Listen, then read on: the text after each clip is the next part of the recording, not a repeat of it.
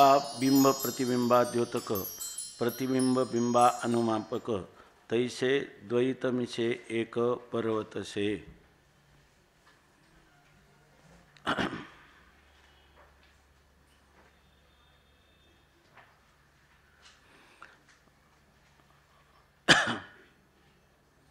भगवान श्री पांडुरंग परमात्म्याच्या असीम अनुकंपेने वेदांत विश्वातील किंवा अध्यात्म जगतातील अतीव श्रेष्ठ असं ग्रंथरत्न अमृतानुभव की ज्याचं प्राकट्य हे श्रीगुरूंच्या आज्ञेने सर्वत्र परमात्म्याची अखंड अनुभूती घेणारा असा जो अनुभव आहे तो अनुभव शब्दाच्या द्वारा ज्ञानोबराय साकार करतात। आणि त्यामध्ये ही जी अनुभूती आहे ही अनुभूती शब्दाला विषय न होणारी आहे, परंतु स्वामी महाराज सांगायचे की शब्दाने कळेलच असं नाही, पण कळलं तर शब्दा वाचून नाही, त्याप्रमाणे ह्या शब्दांची योजना आहे। आणि सर्व शब्द ज्ञानोबरायांचा मूळचाच अंतरंगातला भाव आहे की आहाच बोलाची वालिप फेडिजे ब्रह्माची याची अंगा घडिजे सुखे सुखरूपा सुखे मग सुखेची सुरवाडी हे सुखाची माझी, सुखाने सुखाने भोग घ्यावा अशा प्रकारची जी स्थिती आहे ती स्थिती ही जोपर्यंत आपण केवळ शब्दाला माध्यम असणाऱ्या शब्दाला अत्यधिक महत्त्व देतो तोपर्यंत आपल्याला ही अनुभूती येणार नाही। म्हणून बोल किंवा शब्द ही टरफलं आहेत आणि त्या टरफलाला बाजूला काढून त्याच्या गाभ्यात असणारा जो त्याचा अंतरंग अर्थ त्या अर्थाचं ग्रहण व्हावं अशाच प्रकारच्या शब्दांची योजना केलेली आहे। त्यामध्ये अद्वैत सांगावे बोले तरी द्वैत घेपे, अद्वैत जी आपली स्वरूपस्थिती आहे ती स्वरूपस्थिती तिच्याबद्दल वर्णन करायचं झालं तर त्याला द्वैतात्मक अशा प्रकारच्या माध्यमाचाच अवलंब करावा लागतो। आणि हे जे काही सनातन परंपरेनं ब्रह्मविद्येचं गुरु शिष्य परंपरेनं जे काही संक्रमण होत आलं किंवा जो ज्ञानाचा प्रवाह आला आहे तो ह्याच रीतीनं आलेला आहे की या ठिकाणी एक शिष्य एक गुरु हातवर उडला साच व्यवहार, या गुरु आणि शिष्याच्यामध्ये सत्शास्त्राला प्रमाण धरून या ठिकाणी ते शब्द जे आहेत त्या शब्दाचा अर्थरूपता प्राप्त करण्यासाठी शब्दांची योजना आहे। शब्दांची योजना शब्दांसाठी नाही किंवा त्याच्या असणारे अमरकोशाधिकापासून अर्थ करण्यासाठी नाही किंवा त्याच्यामध्ये असणाऱ्या ज्या प्रक्रिया आहेत त्या प्रक्रियांचं यथार्थ फक्त ज्ञान होण्यासाठी नसून ती अर्थरूपता प्राप्त होण्यासाठी आहेत। हे उद्दिष्ट सर्व वेदांताचंच आहे, परंतु ते उद्दिष्ट अधिक प्रकट करण्याचं त्याचं प्राकट्य अधिक प्रभावी करण्याचं जे काही सामर्थ्य आहे अलौकिक सामर्थ्य ते माऊलींच्या शब्दांमध्ये आहे। आणि त्याच्यामध्ये हे द्वैत म्हणजे शिवशक्ती समावेशन असं या प्रकरणाचं नाव दिलं। आणि त्यामध्ये शिव आणि शक्ती हे दोन्ही वाचारंभण असून ह्या दोन्हींच्या निमित्ताने आपण जर त्यांचं पृथक्करण करण्याचा प्रयत्न केला तर त्याच्यामध्ये ती दोन स्वतंत्र सिद्ध होत नाही आणि ती दोन एक आहेत असंही म्हणता येत नाही, दोन्ही एक आहे असंही म्हणता येत नाही। याचा अर्थ ती सत किंवा असत याच्याहून विलक्षण सदसत विलक्षण अशी अनिर्वचनीय मिथ्या सिद्ध होतात, वाचारंभण मात्र ठरतात आणि त्या दोघांचा बाध होऊन निषेधावधीभूत असं अधिष्ठानच उर्वरित राहतं। आणि त्या अधिष्ठानातून विचार केला तर या ठिकाणी यांचं स्वरूप शिवशक्तीचं स्वरूप आणि शिवशक्तीच्या कार्याचं जगत हे स्वरूप हे पदार्थ स्वरूपाने नसून स्वरूपाच्या सत्ता स्फुरणाने यांना सत्ता किंवा स्फुरण जणू काही प्राप्त झाल्यासारखे आहेत। म्हणजे हे पदार्थ तत्वतः अधिष्ठान मात्रच आहेत, आपण अधिष्ठानालाच पाहत असतो, परंतु त्याच्यावर शिवशक्ती आणि त्याचं त्या शिवशक्तीच्या ठिकाणचं कारणत्व आणि जगत हे कार्य आणि त्याच्या ठिकाणी शिवशक्तीचं ते कार्य आहे अशा प्रकारचं फक्त प्रतीती मात्र होते आणि ती युगपत होत राहते। नावेक असा शब्द योजला त्यांनी की ज्या क्षणी तुम्हाला ज्ञान होतं त्याच क्षणी ते पदार्थ असतात आणि खरं तर काय असतं अगोदर ज्ञानच असतं नंतर ज्ञानच असतं, त्या ज्ञानामध्ये मधल्या काळात हे पदार्थ जे असतात हे पदार्थ आदव अंत्येच यज्ञास्ती वर्तमानेपि तथा या न्यायाने ज्ञानस्वरूपच असतात. म्हणजे तुम्हाला प्रतीतीसुद्धा काय आहे अधिष्ठान दृष्टीनं पाहिलं म्हणजे खरं तुम्हाला यथार्थ जर अधिष्ठानाचं ज्ञान झालं तर त्या ज्ञानामध्ये हे पदार्थसुद्धा ज्ञानस्वरूपच आहे. ज्ञानाहून ते भिन्न नाहीच आहे.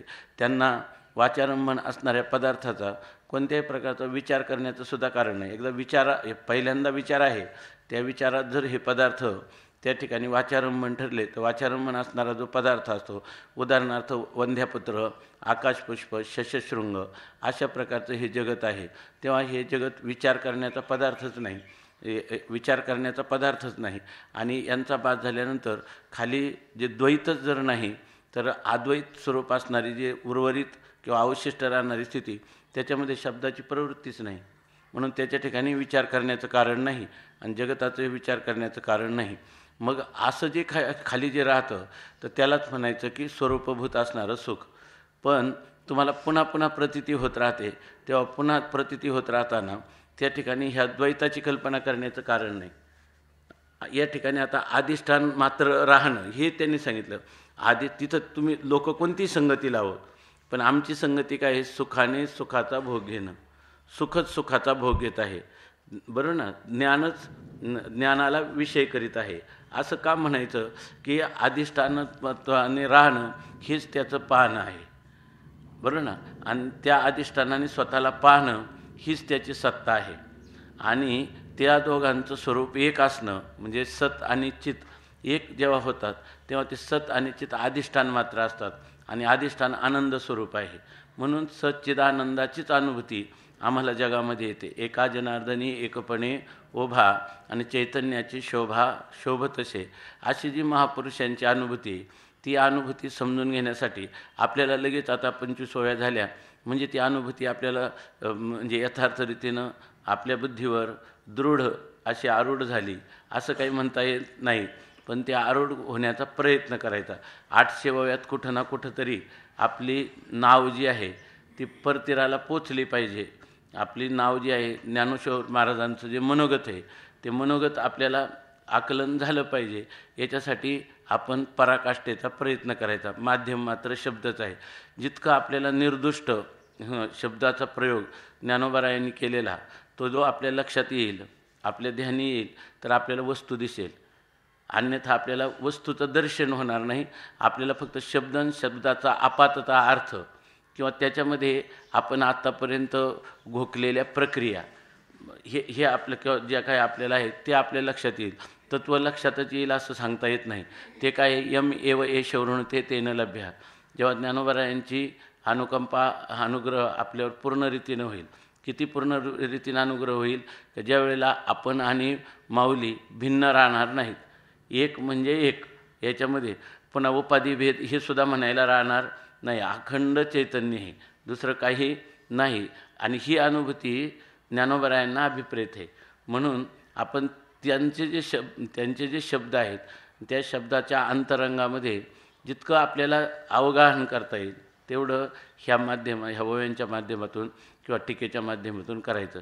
तर यामध्ये शिवशक्तीचं सांगत असताना जशी प्रभा आणि सूर्य यांना वेगळं करता येत नाही, कापूर आणि गोडी यांना आपलं कापूर आणि सुगंध यांना वेगळं करता येत नाही, गूळ आणि गोडी यांना वेगळं करता येत नाही.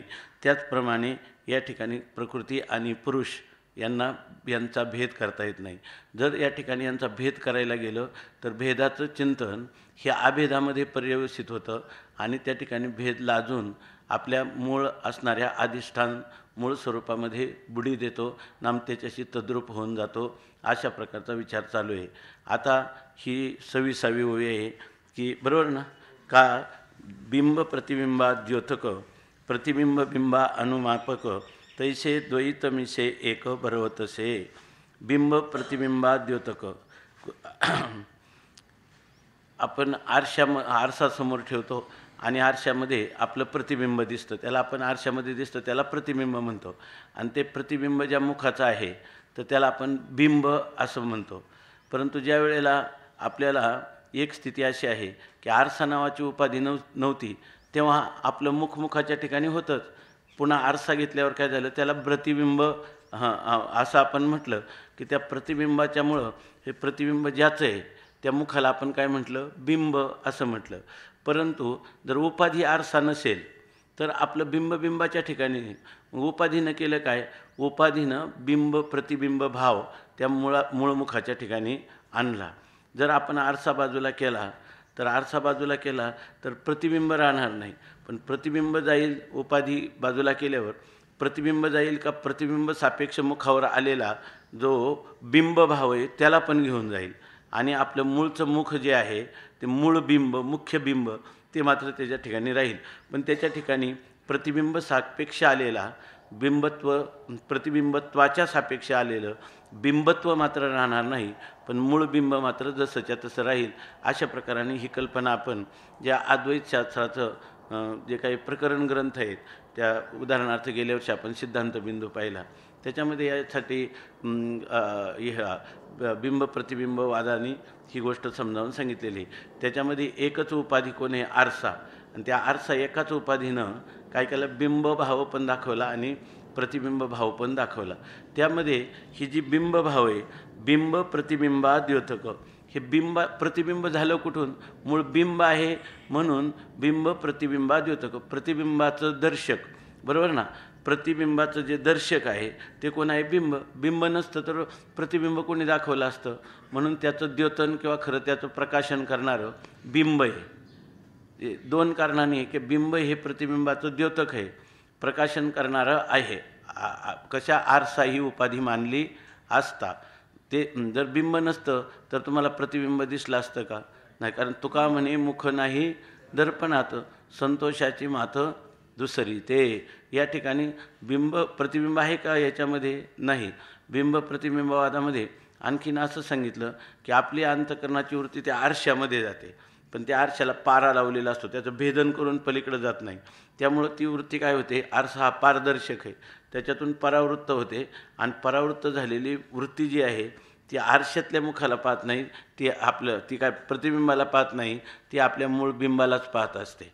असंच आहे ना प्रक्रिया.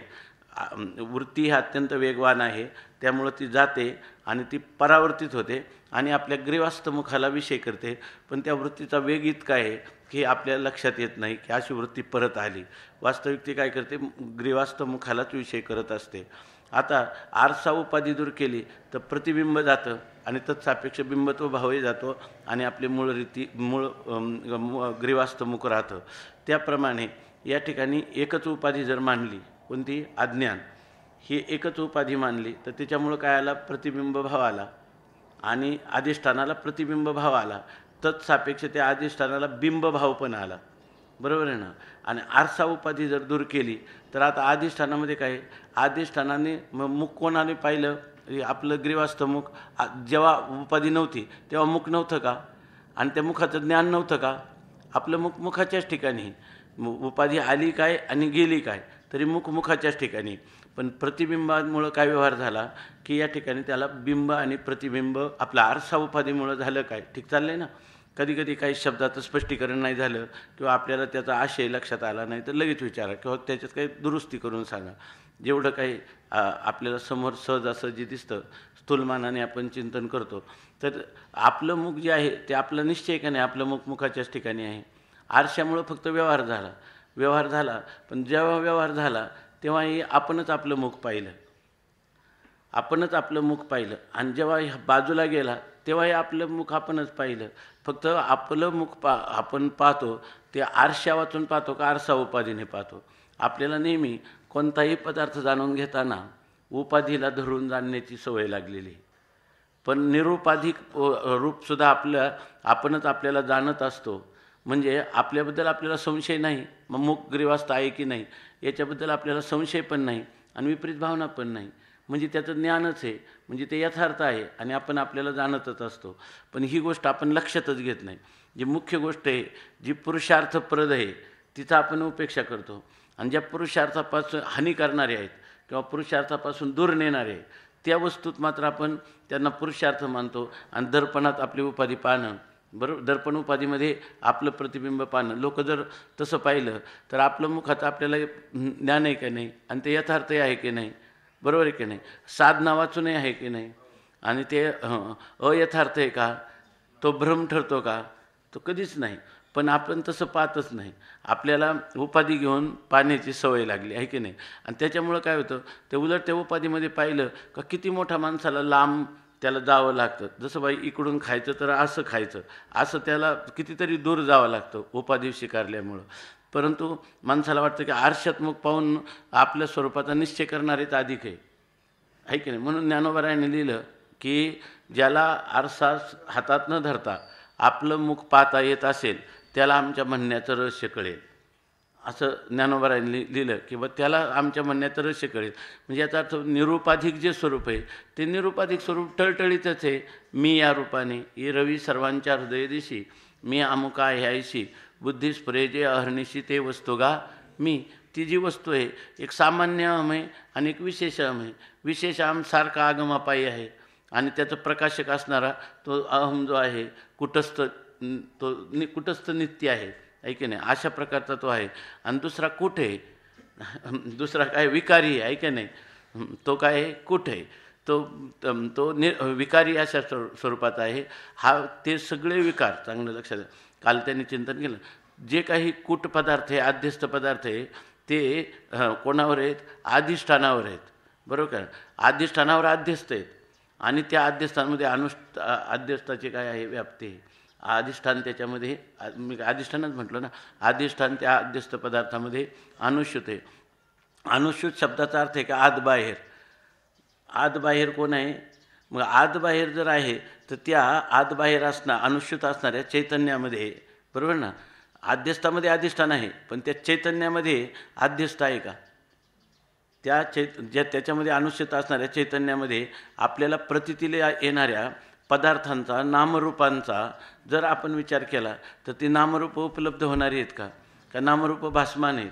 भासमान पदार्थाला स्वतंत्र सत्ता नाही, अस्तित्व नाही, किंवा अधिष्ठानच काय असतं, भासमान होतं असतं, बरोबर ना. ही गोष्ट जर आपल्याला ध्यानी घेतली तर खऱ्या अर्थाने अधिष्ठानच अधिष्ठानाला पाहते, अधिष्ठानच अधिष्ठानाचा सुखाचा भोग घेते आणि अधिष्ठानाच्या सत्तेने सगळे पदार्थ सत्तावान आहे. म्हणजे सत्तासुद्धा अधिष्ठानाची ते सच्चिद आणि आनंद अद्वयाला आपण पाहत असतो आणि त्या ठिकाणी असत जड दुःख आणि द्वैताचा आरोप करत असतो, आहे की नाही. ही जरी आपण किती अनादिकालापासून हे असंच चालत आलं असलं तरी जो पुरुष काय त्याला म्हणतो गुरुकृपा भाग का, गुरुकृपेचा ज्या पुरुषाला काही स्पर्श होईल तर त्याला तरी हे सगळं चैतन्य जसं आहे तसं त्याला दिसायला पाहिजे. दिसायला पाहिजे म्हणजे केवळ चैतन्य, केवळ सत्ता, केवळ आनंद आणि केवळ अद्वैत याची त्याला अनुभूती येऊ शकते. म्हणून या ठिकाणी माऊली अनेक प्रकाराने एकच गोष्ट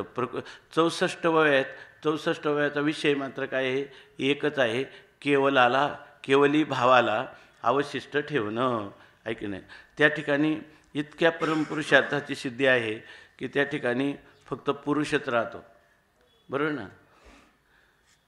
पुरुषाला अर्थ वगैरे राहत नाही, कोण राहतो, फक्त पुरुषच राहतो. आणि पुरुषाचं राहणं हेच त्या पुरुषाने पुरुषाला प्राप्त करणे, हेच त्या पुरुषाने पुरुषाला पाहणे, बरोबर ना. हेच त्या पुरुषाने पुरुषाचा भोग घेणं आहे. हे ठीक चाललं आहे ना. या अशा प्रकारची जी स्थिती आहे की जी स्थिती वास्तविक शब्दांनी सांगितली जाऊ शकत नाही, पण माऊली त्याच्यासाठी प्रयत्नाची पराकाष्ठा करतात अनुभूतीला शब्दांनी साकार करण्याची. त्यासाठी आता उदाहरण देतात. हे एक प्रकारचं सोपपत्तिकच चिंतन आहे ना. आता हे जे चाललं आहे त्यांना तुम्हाला उपपत्ती सांगून, दृष्टांत सांगून त्या सिद्धांताची किंवा त्या अनुभूतीचं स्पष्टीकरण किंवा सिद्धांताची सिद्धी किंवा सिद्ध असणाऱ्या वस्तूचं ज्ञान तुम्हाला करून देण्याचा प्रयत्न करतात. तर आता सांगतात की का 26वी ओवी, का बिंब प्रतिबिंबा द्योतक प्रतिबिंब बिंबा अनुमापक तैसे द्वैत मिसे एक बरवतसे का. अथवा बिंब प्रतिबिंबा द्योतक, बिंब ह्या प्रतिबिंबाचं द्योतक आहे म्हणजे दर्शक आहे. बिंबच काय करतं, प्रतिबिंबाला दाखवून देतं. जर मूळ ग्रीवास्तमुख नसलं तर तुम्हाला आरसा उपाधी घेतली तरी प्रतिबिंब दिसेल का. मग प्रतिबिंबाचं द्योतन कोण केलं, बिंबाने केलं. आणि प्रतिबिंब बिंबा अनुमापक, आणि बिंब आहे असं मुखाच्या ठिकाणी बिंबत्वाची कल्पना कशामुळं करता येतं? जेव्हा आरशामध्ये प्रतिबिंब दिसतं तेव्हाच तुम्ही म्हणतात हे प्रतिबिंब ज्याचं आहे ते कोण आहे? बिंब आहे. म्हणजे बिंबाला कोणी बिंबाचा अनुमान कशावरून केलं? आपण अनुमान करतो ज्या अर्थी आरशात प्रतिबिंब आहे, मूळ बिंब नसेल तर प्रतिबिंब कोणाचं? म्हणून प्रतिबिंबावरून काय करते? बिंबाची कल्पना करता येते. परंतु बिंब आणि प्रतिबिंब हे दोन्हींचाही जर विचार केला तर त्या ठिकाणी वास्तविक प्रतिबिंबाच्या ठिकाणी बिंबत्व खरं आहे, प्रतिबिंबत्व खरं आहे का तत्सापेक्ष आलेलं प्रतिबिंबत्व खरं आहे का दोन्ही मिथ्या आहेत? पण दोन्ही मिथ्या आहेत. पण ती दोन्ही मिथ्या ज्या मूळ मुखावर भासतात ते एक सत्य आहे की नाही? बरोबर आहे की नाही? मग खरं जर पाहिलं, बरोबर ना, खरं त्या मुखाचं पाहणं म्हणजे उपाधीला धरून पाहणे का मुखाच्या ठिकाणी नित्य असणं, बरोबर? आरशा वाचून मुखाच्या ठिकाणी आहे. म्हणजे प्रतिबिंबत्व आणि बिंबत्व भाव जरी गेले तरीसुद्धा मूळ बिंब मात्र जसंच्या तसंच आहे. जेव्हा पाहिलं आरसा उपाधीला घेऊन तेव्हाही मूळ बिंब किंवा मुखाच्याच ठिकाणी आहे.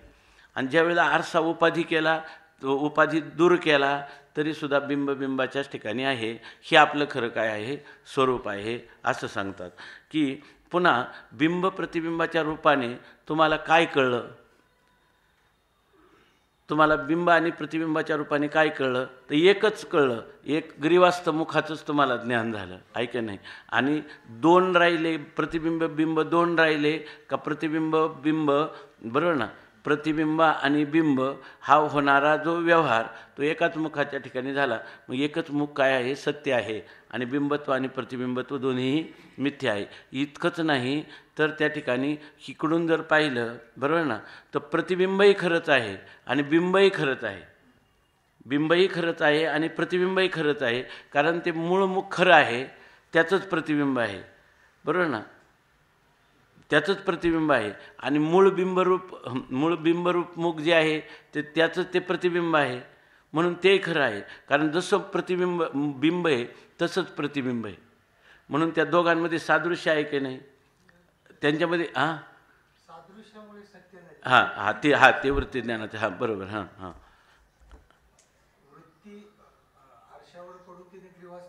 तर तिने पुन्हा कोणाला मुख सादृश्याचा काही प्रश्न नाही. त्याच्यामध्ये एक आहे की नाही? हे जे बिंब आहे हेच बिंब तिथंच आहे की नाही? मूळ बिंब जे आहे ते सादृश्य नाही घ्यायचं तिथं. उलट सादृश्याचा त्यांनी हे केलेलं आहे, निषेध केलेला आहे. सादृश्यामुळे ते झालेलं नाही. पण मूळ बिंब तर इथं आहे, ग्रीवास्तव, म्हणूनच तिथं दिसलं की नाही? म्हणजे आणि ते बिंब खरंच आहे का नाही? आणि त्या खऱ्या बिंबाचंच ते प्रतिबिंब आहे का नाही? खऱ्या बिंबाचंच ते प्रतिबिंब आहे का नाही? म्हणून ते प्रतिबिंब खरं आहे. फक्त प्रतिबिंबत्व हा जो भाव त्याच्यामध्ये आला आहे उपाधीमुळे तो खोटा आहे. आणि त्याच्याच सापेक्ष मूळ मुखाच्या ठिकाणी आलेला बिंबत्व भाव आहे तो सुद्धा काय आहे? खोटाच आहे. तोही खोटाच आहे. आणि त्याचं जे मूळ मुख आहे ते मूळ मुख मात्र काय आहे? जसंच्या तसं. हे सगळं समजावून घेताना काय करावं लागतं की आरसा उपाधी केली का ह्या मुखाच्या ठिकाणी काय? दर्पणच तत्व. ग्रीवास्तमुळे ते कुठं मुख आहे ते कुठं वाचायला लागतं? दर्पणच तत्व. याचं मुख कुठे आहे? पूर्वेकडं. आणि त्याच्यात काय दिसतं? पश्चिमेकडं. त्याला काय म्हणतात? प्रत्यंगमुखत्व. आणि पुन्हा आपलं मुख वेगळे बिंब वेगळं आहे आणि प्रतिबिंब वेगळे अशी जाणीव होते की नाही? त्याला काय म्हणतात? स्वभिन्नत्व, आहे की नाही? हे सगळे धर्म कशामुळे येतात? उपाधीमुळं. पण उपाधी बाजूला जर केली तर या ठिकाणी बिंबाच्या ठिकाणी आहे की नाही? बरं, त्या बिंबामध्ये जर कोणीतरी मनुष्य म्हणतो की आता आमचं मुख जर दर्पणात दिसलं तर आहे आणि नाही म्हणजे नाही, असं कोणी म्हणतं का? मुखाच्या ठिकाणी आपण चिंतन केलं अगोदर, त्याच्याविषयी उपाधी नसताना संशय पण नाही आणि विपर्यय पण नाही, सामान्यपणे व्यवहारात देखील नाही. तसं आपल्या आत्मस्वरूपाच्या ठिकाणी कधी संशय पण नाही आणि कधी विपर्यय नाही. आणि आपल्याला जेव्हा शास्त्र सांगतं तेव्हा आपण कशाची कल्पना करतो? संशय किंवा विपर्यायाची कल्पना करतो. मग त्याच्यासाठी अज्ञानाची कल्पना करतो. मग अज्ञानाचा निराश करतो. मग ज्ञान स्वरूपाला अवशिष्ट ठेवतो. मग ते अवशिष्ट राहिलेलं तो आहे असं आपण सांगतो, बरोबर ना? पण ह्या गोष्टींचा एवढं करण्याची गरज तरी आहे का? काही गरज नाही. पण आता कुआ में भंगा पड गया म्हणून आपल्याला सगळा हा विचार करावा लागतो का? दुसरं काय आहे त्याच्यामध्ये? दुसरं काहीच नाही. स्वतः स्वामी महाराज सांगायचे सिद्ध असणाऱ्या वस्तूला साध्य करून साधनाच्या द्वारा त्याला किती प्रयत्न केला तरी ते सिद्ध स्वरूप कधीतरी हाताला येईल का?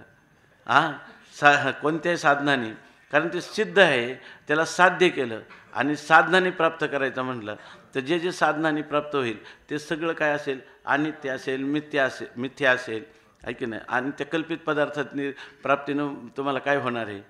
अधिष्ठानाचं ज्ञान होणार नाही. तुम्ही म्हणा तसं नाही होत, पण त्या कल्पित पदार्थाच्या निवृत्तीनंतर अधिष्ठानाचं ज्ञान होतं, बरोबर ना? अधिष्ठानाचं ज्ञान होतं.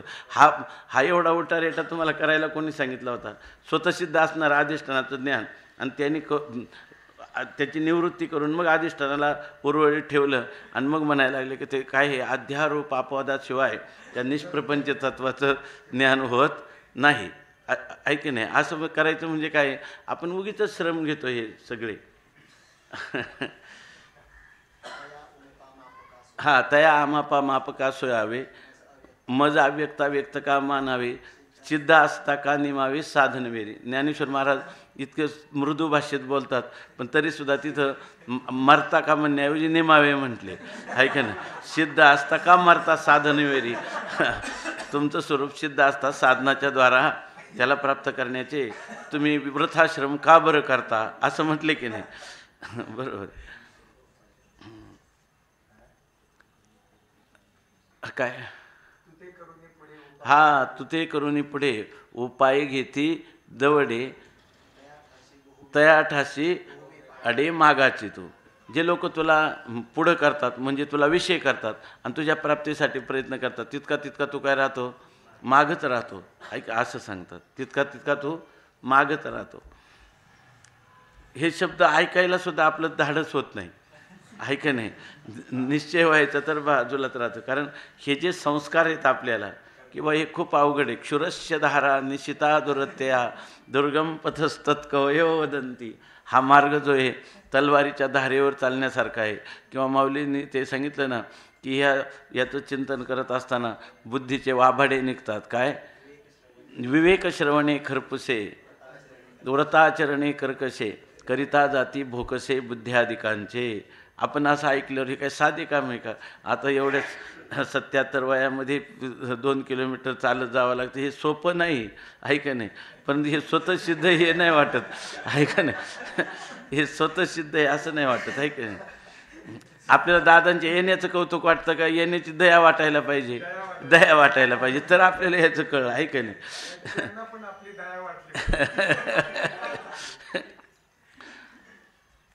तर ते तितका तो काय होतो? मागच राहतो सिद्ध असताना. पण ह्याच्याबद्दल वाटत नाही की नाही? असं वाटतं की संतांनी याजसाठी जप, याजसाठी तप, व्यासेही आमोप ग्रंथ केले. हे काही सोपं गोष्ट आहे का? काय की नसलं तर तुका म्हणे संत पाये हे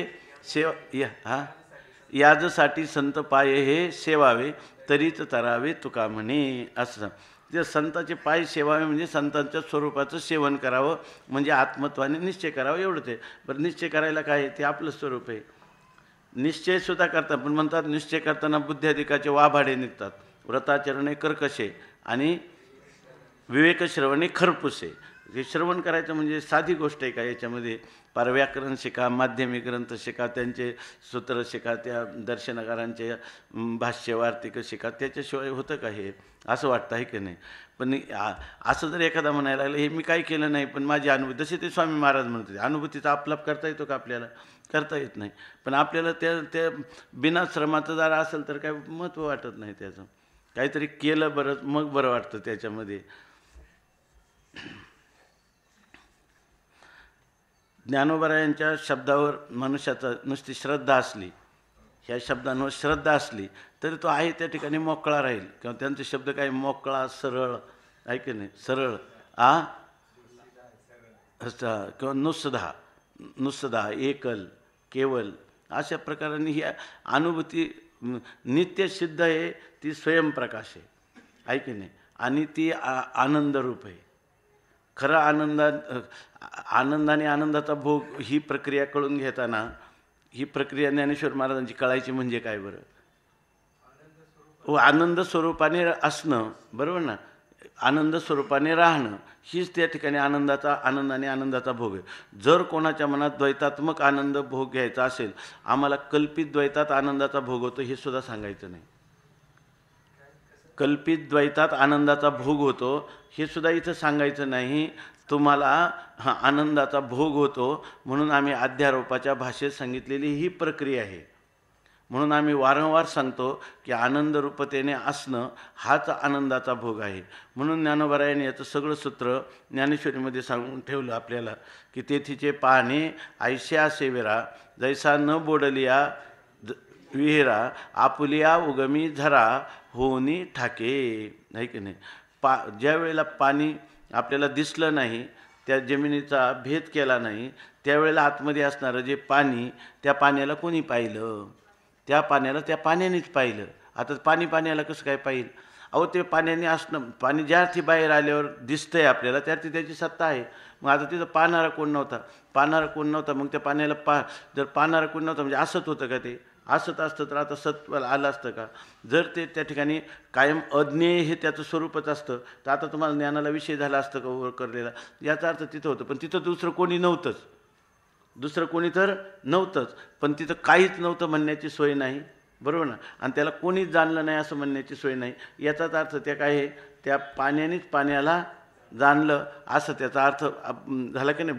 बोलण्याचा पद्धती झाली ही का? त्याचा अर्थ त्यांनी त्याला विषयी भावाने पाहिलं. जर त्यांनी विषयी भावाला पाहिलं असतं तर त्याच्यामध्ये विषयी भाव आला असता, बरोबर ना? आणि जिथं जिथं विषयी भाव होतो तिथं द्वैताची सिद्धी होते. आम्हाला तो दृष्टांत नेमका कशासाठी द्यायचा आहे? अद्वैताची सिद्धी करण्यासाठी का विषयी भाव सांगण्यासाठी? विषय भाव सांगितलं का एक द्रष्टा असतो आणि एक दृश्य होतं, बरोबर ना? एक द्रष्टा असतो ना, एक काय होतं? दृश्य होतं. दुसरी गोष्ट त्याला मिथ्यात्व होईल. तुम्ही म्हणले तिथं काय आहे? तेच त्याचा द्रष्टा पण होता आणि दृश्य होतं.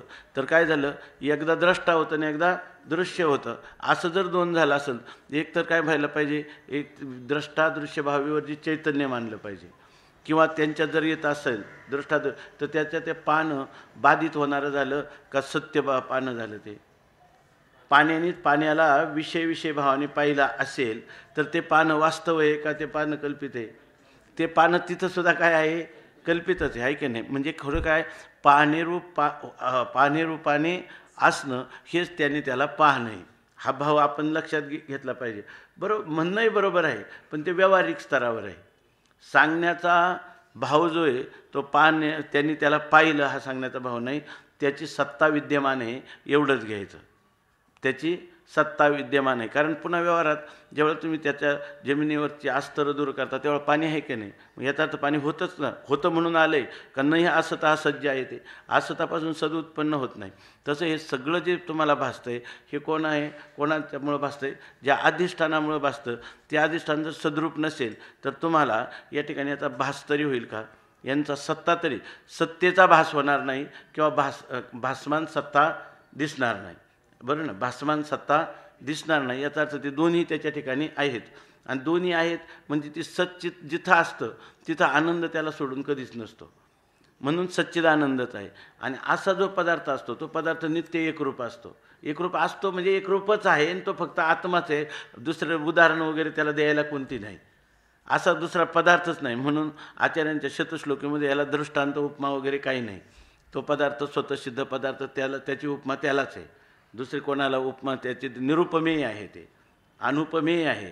म्हणून सांगतात की अशा प्रकाराने एवढं जरी असलं तरी संतांचं दयाळू अंतःकरण अनेक उपपत्तीनं आपल्या बुद्धीवर हा सिद्धांत आरूढ करण्याचा प्रयत्न करतात.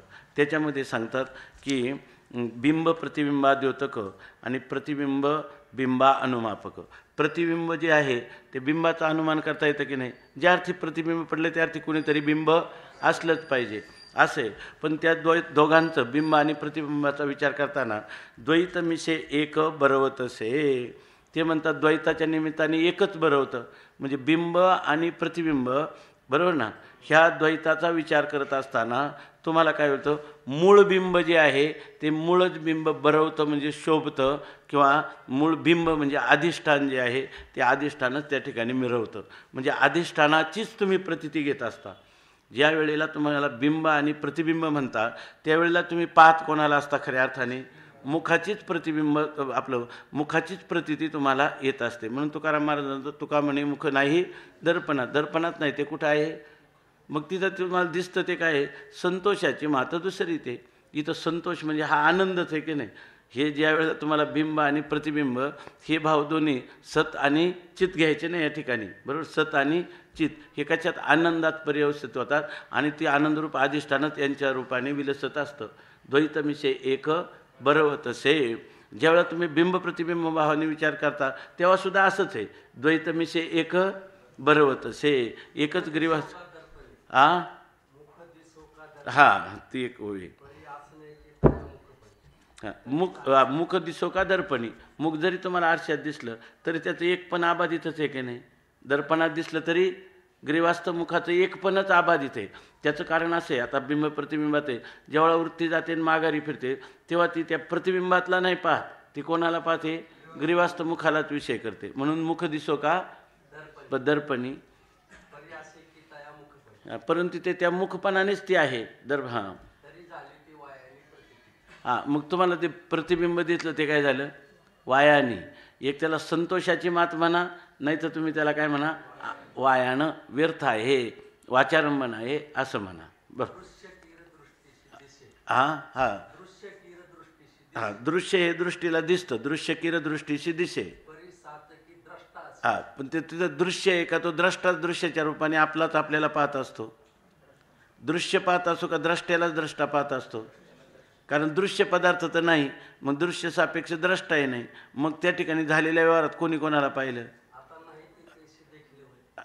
हा आता नाही ते कसे द्रष्टा जर नसता, मूळ रूप द्रष्टा दृंगमात्र रूपाने नसता तर जे नाही ते दृष्ट कोणी पाहिलं असतं? पाहण्याचा जो व्यवहार घेतला जर ते पाहणे रूपता जर अधिष्ठानाची नसते तर दृश्य कोणाला दिसलं असतं? हा जर भानरूप नसता तर दृश्याचं भान कोणाला झालं असतं? आहे की नाही. मग ते बरं जो पदार्थ नाही त्यात तो पदार्थ तर नाही, ज्याला दृश्य पदार्थ म्हणतात त्याची तर सिद्धी होत नाही. मग हा पाण्याचा व्यवहार कुठं घडला? खरं द्रष्ट्याच्याच ठिकाणी. द्रष्ट्यानेच दृश्याला द्रष्ट्याने स्वतःला काय केलं? दृश्य रूपाने पाहिलं. असं हे बोलणंसुद्धा काय आहे? फक्त बोलणं आहे. हे सुद्धा काय आहे? नाममात्र किंवा शब्दमात्र किंवा वाचारंभन मात्र आहे. आहे की नाही. म्हणून सगळ्या ठिकाणी पाहत काय जावं? दृश्याला पाहताना देखील द्रष्ट्याने आपल्या स्वरूपाला पाहत जावं. बरोबर ना. दृश्योपहित चैतन्याला पाहणं म्हणजेच आपल्या द्रष्ट्याच्या स्वरूपाला पाहणं. कारण का तर दृश्योपहित चैतन्य आणि द्रष्टोपहित चैतन्य, बरोबर ना, हे दोन्ही काय आहे? एकच आहे. हेच पाहत जावं. जे निश्चित आहे, जे शास्त्र प्रतिपादित आहे, जे अनुभूत आहे, जे युक्तीला संमत आहे, बरोबर ना, ते पाहत जावं. आणि कशाला जगाला पाहायचं आणि कशाला द्वैतात्मक पदार्थांना सत्यत्वाने पाहायचं? आहे की नाही. कशाला त्रिपुटीचा आश्रय घ्यायचा, कशाला द्वैताचा आश्रय घ्यायचा? बरं घेतला तर असा घ्यावा का त्या द्वैतातून अद्वैत निष्पन्न व्हावं. वास्तविक आहेच आहे ते. अद्वैतच अद्वैताला पाहतं, पण भ्रमाने तुम्ही सारखं द्वैताला पाहता म्हणताना काय हरकत नाही. अध्यारोपातलं द्वैत घ्या, बरोबर ना, अपवाद करून अधिष्ठानाला उर्वरित ठेवा आणि आता नंतर द्वैताच्या प्रतीतीला प्रतीती मात्र किंवा अधिष्ठान मात्र रूपाने पहा. ऐक म्हणजे काय होईल? तुम्हाला एक रम्य समाधान प्राप्त होईल. वस्तुस्थिती जी आहे ती वस्तुस्थिती जशी आहे ती तुमची स्वरूपस्थिती आहे. आहे की नाही. त्या स्वरूपस्थितीत तुम्ही रममान व्हाल आणि तुम्हाला हे कोणत्याही प्रकारचं जे आत्तापर्यंत अनंत जन्मात वागवलेलं संशय जाळ, ते संशय जाळ कोणतंच राहणार नाही. कारण का अनुभव आल्यापुढं हा संशय येईलच कसा. आणि अनुभूती इतकी दृढ झालेली आहे त्याच्यात विपरीत भावना होईलही कशी. अशा प्रकारे थोडक्यात काय ही स्थितीला काय बरं कमी पडत असेल? कमी पडत असेल तर कोणतं आहे? याचा प्रतिबंध निश्चित फक्त विपरीत भावनाचे. आता हे आपल्याला दिसत नाही काय? बरं वाटत नाही का? याच्याविषयी काय आता शंका वाटते का? अधिष्ठानालाच पाहावं, आद्यस्थ पदार्थ वाचारंभन आहे, हे काय आपल्याला लक्षात येत नाही का? तरीसुद्धा आपल्याला पुन्हा पुन्हा द्वैताच्या विषयीचं सत्यत्वाचं हे भावना ही जी होती ही कोणती भावना आहे? विपरीत भावना कळत नाही का? अर्थात विपरीत भावनेचं काय निराश करणारं साधन जे काही निधिध्यासन आहे ते निधिध्यासन वाढवावं लागेल. आहे की नाही. की जो इथला विषय नाही, जो अमृतानुभवाचा विषय नाही, पण आता काय करणार त्याला? आहे की नाही. हां हा अनुसंधान, त्याला निधिध्यासन म्हणायचं. इथं अनात्माकार वृत्तीचा परित्याग करायचा आणि आत्माकार अंतकरणाच्या वृत्तीची स्थिती करायची. याला जे निधिध्यासन म्हणतात ते निधिध्यासन केलं पाहिजे. म्हणजे ही जी काही तुम्हाला असणारा हा जो प्रतिबंध आहे, विपरीत भावनेमुळं तुम्हाला ती अनुभूती स्वतःसिद्ध असताना तुम्हाला ती वाटत नाही, तिच्यामध्ये काही ना काहीतरी तुम्हाला संशय येतो किंवा विपरीत भावना होते. त्याचं जे जे साधन असेल निवर्तक ते तुम्हाला केलं पाहिजे. हे त्याच्यातून किमान आपल्याला एवढी गोष्ट तर लक्षात येते, नाही का. आता सांगतात की का बिंब प्रतिबिंबाद्योतक प्रतिबिंब बिंबा अनुमापक तैसे द्वैतमिषे एक बरवत असे. एकच अधिष्ठान द्वैताच्या निमित्ताने बरवत असे मिरवत आहे किंवा सुष्ठू रूपाने शोभत आहे असं म्हणायचं, आहे की नाही. मिरवत असे म्हणजे सुष्ठू रूपाने चांगले साधू रूपाने त्या ठिकाणी मिरवतं. कारण अधिष्ठान पाहिलं तरच साधू किंवा सुष्ठू आहे. आध्यस्थ पाहिलं तर काय आहे, काही साधू नाही, ते सगळं असाधू आहे. आता बघा याच्यामध्ये हे जे काही पारिभाषिक भारदस्त शब्द आहे का, कोणतं दर्पणस्तत्व, काय प्रत्यंगमुखत्व, स्वभिन्नत्व आणि बिंबाधीनत्व हे एक सांगितलेले आहे. ते काय आहे, बिंबाधीनत्व. आणि हे जे शब्द आहेत हे कोणतेही शब्द न व्यवस्था शिवकल्याण स्वामींनी ह्या शब्दावर कसं सांगितलं की हे जे चिंतन आहे आपल्या ओवीचा जो आशय आहे तो एकदम स्पष्ट होतं. कोणाला बिंब प्रतिबिंबवाद माहीत नसू द्या तरी हे बिंब प्रतिबिंबाचा जे दृष्टांत आहे ह्या दृष्टांताने आपल्याला आपल्या आत्मस्वरूपाची अनुभूती कशी आपल्याला घेतो आहोत आपण ही गोष्ट सांगतात. प्रतिबिंबा बिंब नाही व्याले किंवा स्वतंत्र नाही आले, एकत्व न भंगोनी भले दोहीशी शोभे. आता सांगा, प्रतिबिंबा बिंब व्याले नाही, प्रतिबिंबाने बिंबाला जन्म दिलाय का? बिंबाने प्रतिबिंबाला जन्म दिला नाही. आरशामध्ये प्रतिबिंब आहे, आता याचं वर्णन करतात. पुन्हा किंवा स्वतंत्र नाही आले किंवा म्हणे नाही प्रतिबिंबाला बिंबाने जन्म दिला नाही, मग ते प्रतिबिंब स्वतंत्र आहे. पण स्वतंत्र तरी आहे का? स्वतंत्र नाही आले. एकत्व न भंगोनी भले दोहीशी शोभे. परंतु त्याचं एकत्व जे आहे मूळ बिंबाचं असणारं एकत्व आहे ते एकत्वाने, बरोबर आहे ना, त्या एकत्वामध्ये त्या बिंबरूप असणाऱ्या मुख्य मुखाने त्या प्रतिबिंबाला जन्म दिला आहे का? बरोबर आहे का? दिला नाही. बरं, स्वतंत्र आहे का? मग ते प्रतिबिंब स्वतंत्र नाही झाले. पण त्याची जर स्थिती पाहिली तर एकत्व न भंगोनी, त्याचं एकत्वात भंग झाला का? मूळमुखात बदल झाला का? नाही, न भंगोनी. पण दोहीशी भले शोभे. पण प्रतिबिंब आणि बिंबासहित प्रतिबिंब बरोबर ना, बिंबासहित प्रतिबिंब दोन्ही शोभून दिसतात का नाही? आणि जर ती दोन्ही शोभून दिसली नसती तर माणसाने आरशामध्ये पाहून आनंद घेतला असता का? आहे की नाही? दुसरी गोष्ट, प्रतिबिंबात जर काही उणीव दिसली तर ती बिंबाच्या ठिकाणी दुरुस्त केली असती का? बरोबर आहे की नाही?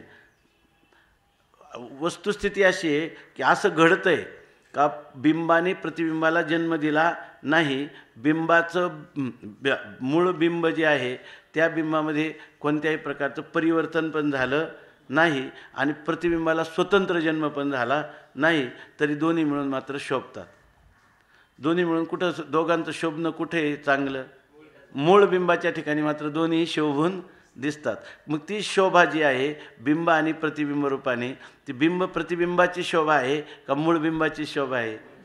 चैतन्याची शोभा शोभत असे. आता ठीक आहे ना. अथवा बिंबाश्रय झाले, हे किती साध्या भाषेत लिहिलं का नाही? अथवा बिंबाश्रय झाले प्रतिबिंब रूपा आले तरी प्रतिबिंबी अनुमानिले मुख्य बिंबाशी. अथवा बिंबाश्रय झाले किंवा जे बिंब आहे ते काय झालं? आश्रय झालं, बरोबर आहे ना. आणि मग प्रतिबिंब रूप आले. आता त्याच्यामध्ये आश्रय भावाची कल्पना करा तुम्ही, बरोबर आहे ना. आता बिंब आश्रय झाले म्हणजे बिंबाश्रय नाही, बिंबाश्रय झाले. बिंबाश्रय झालं आणि प्रतिबिंब रूप आले आणि ते प्रतिबिंबाला काय झालं? त्याचं स्वतःचं रूप प्राप्त झालं. कोणामुळं? बिंबाच्या आश्रयाने प्रतिबिंब हा झाला आश्रयी आणि त्या आश्रयीचं रूप त्याला आलं. तरी प्रतिबिंबी अनुमानिले मुख्य बिंबाशी. परंतु दुसरी एक गोष्ट घेतली नाही, बिंबाच्या आश्रयानेच प्रतिबिंब राहिलं असं जर तुम्ही मानलं तर दुसरी गोष्ट, मग त्याच्यामध्ये आश्रयी भाव झाला, बरोबर ना. असं जर तुम्ही म्हटलं तर दुसरी एक गोष्ट होते की तुम्हाला बिंब कशावरून कळलं असं जर आम्ही विचारलं त्याच्या ठिकाणी बिंब तर प्रतिबिंबीय मुख्य बिंबाशी अनुमानिले तरी प्रतिबिंबीय अनुमानिले मुख्य बिंबाशी तर प्रतिबिंबावरून मुख्य बिंबाचं काय केलं गेलं बरोबर ना प्रतिबिंब ज्या अर्थी पडले त्या अर्थी याचं बिंब कोणीतरी असलं पाहिजे मग प्रतिबिंबाचा त्याला बिंब हे नाव आलं की नाही मुख्य बिंबाला मुख्य बिंबाला बिंब हे नाव सुद्धा कोणी आणलं प्रतिबिंबाने आणि प्रतिबिंबाला बिंबत्व कोणी आणलं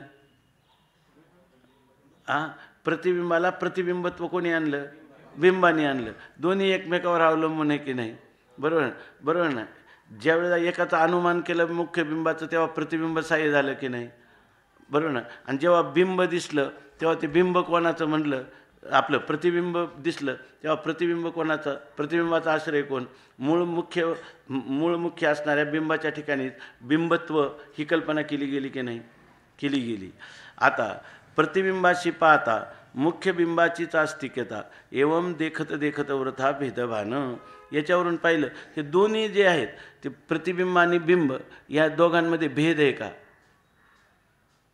या दोघांमध्ये भेद मानता येतो का नाही काय मानता येत नाही काही दोघंही एकमेकावर अवलंबून आहेत प्रतिबिंब हा शब्द जेव्हा येतो आरसा उपाधीमुळं तेव्हा मूळ बिंब असल्याशिवाय आश्रय असल्याशिवाय प्रतिबिंब सिद्ध होणार नाही बरं मग त्या मूळ मुखाला बिंबत्व हे जे तुम्ही कल्पना केली ती प्रतिबिंब सापेक्ष आहे म्हणून या ठिकाणी एक गोष्ट सकाळी मला सहज वाटली की ज्या वेळेला आपण म्हणतो की प्रकृती पुरुषाचा विचार चालला आहे कधी कधी आपण काय म्हणतो शिवशक्तीचा विचार चालला आहे यालाच कधी कधी आपण काय म्हणतो दृश्य विवेक चालला आहे कधी कधी म्हणतो जीव ईश्वर भावाचा विचार चालला आहे कोणतंही घेतलं तरी लागतंय थोडक्यात काय हे सगळ्यांचं उपलक्षण आहे प्रकृती पुरुष आहे सगळ्या सापेक्ष द्वैताचं हे उपलक्षण आहे ठीक आहे ना तुम्ही जेही कराल त्या सापेक्ष द्वैताचं हे उपलक्षण आहे असं एक लक्षात घ्यायचं आणि हे सापेक्ष द्वैत हे ज्या अधिष्ठानावर भासतं बरोबर ना ते अधिष्ठान जे आहे ते त्या सापेक्ष द्वैताचं दोन्हींचंही ते अधिष्ठान आहे तेव्हा जेव्हा विचार कराल तेव्हा हे कायम यांच्यामध्ये विषयी भाव उपजीव्य उपजीवक भाव आश्रय भाव राहणार ह्या दोन वस्तू कधी स्वतंत्र सिद्ध होणार नाहीत आहे की नाही आणि ही दोन्ही वस्तू एकाच अधिष्ठानावर दोन रूपाने फक्त भासतात परंतु त्यांच्या दोन रूपाने स्वतंत्र सिद्धी कधीच नाही खऱ्या अर्थाने काय आहे ते दोन्ही वस्तू मूळ बिंब नसतं तर त्यांच्या ठिकाणी आश्रय भावाची कल्पना झाली असते का विषय भावाची कल्पना झाली असते का उपजीवक भाव पण म्हणता येईल ना याला उपजीवक भाव पण याच्या ठिकाणी म्हणता येईल बरोबर ना द्रष्टादर्शन सुद्धा यांच्या ठिकाणी म्हणता येईल का नाही म्हणता हे सगळ्या कल्पना आहेत त्यांच्या ठिकाणी म्हणजे हे सगळे पदार्थ कल्पित आहे आणि त्या मूळच्याच अधिष्ठानावर यांची केलेली कल्पना आहे किंवा यांची होत असलेली कल्पना आहे असा त्याचा अर्थ थोडक्यात काय हे जे द्वैत आहे हे सापेक्ष द्वैत आहे आणि जेव्हा ते सापेक्ष असतं द्वैत त्यावेळेला त्याला सत्यत्व कोणी सिद्ध करू शकणार नाही कारण ते एक मूळ अधिष्ठानावर होणारा हा द्वैताचा फक्त आभास असतो अधिष्ठान बरं ते मूळ अद्वैत अधिष्ठान जे ते असंगाने अबाधित राहतं निर्विकार राहतं स्वसंवेद्य राहतं आणि निर्विकार राहतं आणि असं जर झालं तरच त्यांनी सांगितलं काय होईल अद्वैताची सिद्धी होईल बरोबर ना असं सांगितलं ना तर यांचा उपयोग किती होतो दोन्ही कल्पना आहेत पण या कल्पनामुळं आपल्याला अधिष्ठान हातात येतं कारण का त्या दोन्ही कुठं होतात अधिष्ठानात लीन होऊन जातात म्हणजे अधिष्ठानामध्ये त्या कल्पना ज्या आहेत त्या अधिष्ठान रूप होतात त्या कल्पनाला वेगळं स्वतःचं स्वतंत्र सत्व आपल्याला कधी विचार केला तशी आपल्याला लगेच आश्रय सांगता आला की नाही बरं आश्रय भाव सांगितला तो आश्रय भाव दोघांमध्ये निश्चित करता आला का निश्चित करता आला नाही अनुमान करायला गेले बिंबाचं तेव्हा तिथं काय लागलं प्रतिबिंब लागलं आणि प्रतिबिंबाला पाहायला गेलं तेव्हा काय लागलं बिंब लागले एका वाचून एक आहे का एका वाचून एक नाही म्हणून मायातीची ब्रह्मतेची माया अंग आणि छाया जयापरी तोडिता न तुटे सारिता निराळी आणि लोटांगण तळी हारपती तोडिता न तुटे सारिता निराळे म्हणजे ब्रह्म आणि मायेचा वेगळा करता येत नाही कोणत्या ब्रह्माचं आणि मायाचं सापेक्ष ब्रह्म त्याच्या ठिकाणी आलेला जो काही ईश्वर भाव आहे बरोबर ना त्याला आणि मायेला वेगळं करता येत नाही बरोबर पण दोन्ही सापेक्ष दोन्ही एका चैतन्याचे आहेत त्याच चैतन्याला मायेने ग्रहण केलं आणि मायेने ग्रहण केलं म्हणून त्याला काय म्हणायला लागले, ईश्वर म्हणायला लागले. आणि हे दोन्ही भाव कोणत्या, एका चैतन्यावर आहे. आणि एका चैतन्यावर दोन्हींची काय होत नाही, दोन्हींची काय होत नाही, सिद्धी होत नाही. पण दोन्हींचा विचार करताना दोन्हींच्यामध्ये तुमच्या हाताला काय आले, दोन्ही आले का एक आलं, एक आलं. ते दोन्ही आले का दोन्हींचा शोधच लागला नाही, दोन्हीचा शोध का शोध अधिष्ठानाचाच लागला, अधिष्ठानाचा लागला का शोध आपलाच लागला, आपलाच लागला. ऐका, शोध कोणाचा लागला, आपलाच लागला. मग आपल्या स्वरूपावर हे प्रकृती पुरुष आहेत का, बरोबर आहे ना, आपल्या स्वरूपावर काय हे प्रकृती पुरुष आहे. आता सांगतात, अथवा बिंबाश्रय झाले प्रतिबिंब रूप आले तरी प्रतिबिंबी अनुमानिले मुख्य बिंबाशी. बरीच लोक जे आहेत ना वेदांताचं चिंतन करताना अपूर्व दृष्टांत सांगतात, काय काय अपूर्व दृष्टांत सांगतात. उदाहरणार्थ गुरुजींचं जे वाङ्मय आहे त्याच्यामध्ये त्यांनी नवरा बायकोचे वगैरे असे दृष्टांत दिलेले. ऐकून जो व्यवहार आहे तो खरं काय आहे, सगळाच व्यवहार अधिष्ठानावर असाच होत असतो. सापेक्ष द्वैताला घेऊन सगळा व्यवहार होत असतो, दुसरं काही नाही. म्हणून कोणतेही दृष्टांत जरी तुम्ही शोधले, जो मनुष्य खरा अद्वैताचं चिंतन करतो तो कशालाही दृष्टांत करू शकतो, आहे का नाही. तो कोणतंही त्याला, कारण त्याला काय दिसलं पाहिजे, प्रत्येक ठिकाणी अद्वैत दिसलं पाहिजे. आणि मग भासमान द्वैत जसं त्याला दृष्टांत लागेल तशाप्रमाणे तो सांगू शकतो. म्हणून ते गुरुजीने लोक म्हणतात की दृष्टांत देण्यात अपूर्वता आहे. त्यांना अधिष्ठान पाहण्याची जी अपूर्वता आहे ती साधली का दृष्टांताची अपूर्वता साधून जाईल, आहे की नाही. म्हणून बऱ्याच ठिकाणी जुने लोकांनी असे ते जे ना ते पंचभाषा वगैरे, आता विचारसागरात त्यांना हे केलं ना, ह्या ग्रंथात प्रक्रिया अपूर्ण आहे, पण त्यांनी दृष्टांत असे दिले. किंवा हे जे काय आता मी परवा चंद्रकांत, कथाकल्पतरू, असे हे ग्रंथ सांप्रदायिक नाही, त्यांच्यातली प्रक्रिया पूर्ण नाही. काही ठिकाणी तिला फाटा पण देतो ते दृष्टांत घेतल्यावर. पण त्यांचे दृष्टांत पाहताना अद्वैत अधिष्ठान पाहण्याची काय लागली दृष्टी त्यांना आलेली, म्हणून हे लोक असं देतात. सगळ्या अंगाने त्याला घ्यायचं पण नसतं. प्रतिबिंबाशी पाहता मुख्य बिंबाचीच अस्तिक्यता एवं देखत देखत वृथा मिथा भेदभान. प्रतिबिंबाशी पाहता, आपण जेव्हा प्रतिबिंबाला पाहतो तेव्हा प्रतिबिंबाला पाहायला गेलं का मुख्य बिंबाचीच अस्तिक्यता, आपल्याला प्रतिबिंबाची अस्तिक्यता दिसते त्याच्यात का मुख्य बिंबाची अस्तिक्यता दिसते. कारण काय आहे, मुख्य बिंब आहे म्हणून प्रतिबिंब आहे. तेव्हा त्याच्या सत्ता जी आहे, अस्तिक्य म्हणजे त्याची सत्ता जी आहे ती कोणाची आहे, बिंबाचीच आहे. एवं देखत देखता वृथाभान. मग या ठिकाणी बिंब आणि प्रतिबिंब, बरोबर आहे ना, बिंब आणि प्रतिबिंब यांचं भान म्हणजे बिंब आणि प्रतिबिंब म्हणजे बिंबत्व आणि प्रतिबिंबत्व यांचं जे भान आहे ते भान कसं आहे, वृथा भान आहे, बरोबर ना. खरं भान कोणाचं आहे, भानरूप मूळ बिंबच आहे. त्याच्या ठिकाणी आरसा उपाधीमुळं प्रतिबिंबत्व आलं म्हणून त्याच्या ठिकाणी बिंबत्व भाव आला. आणि पुन्हा ते बिंब आहे म्हणून त्या बिंब सापेक्ष प्रतिबिंब या ठिकाणी आपल्याला वाटायला लागलं, बरोबर ना, उपाधीमुळं.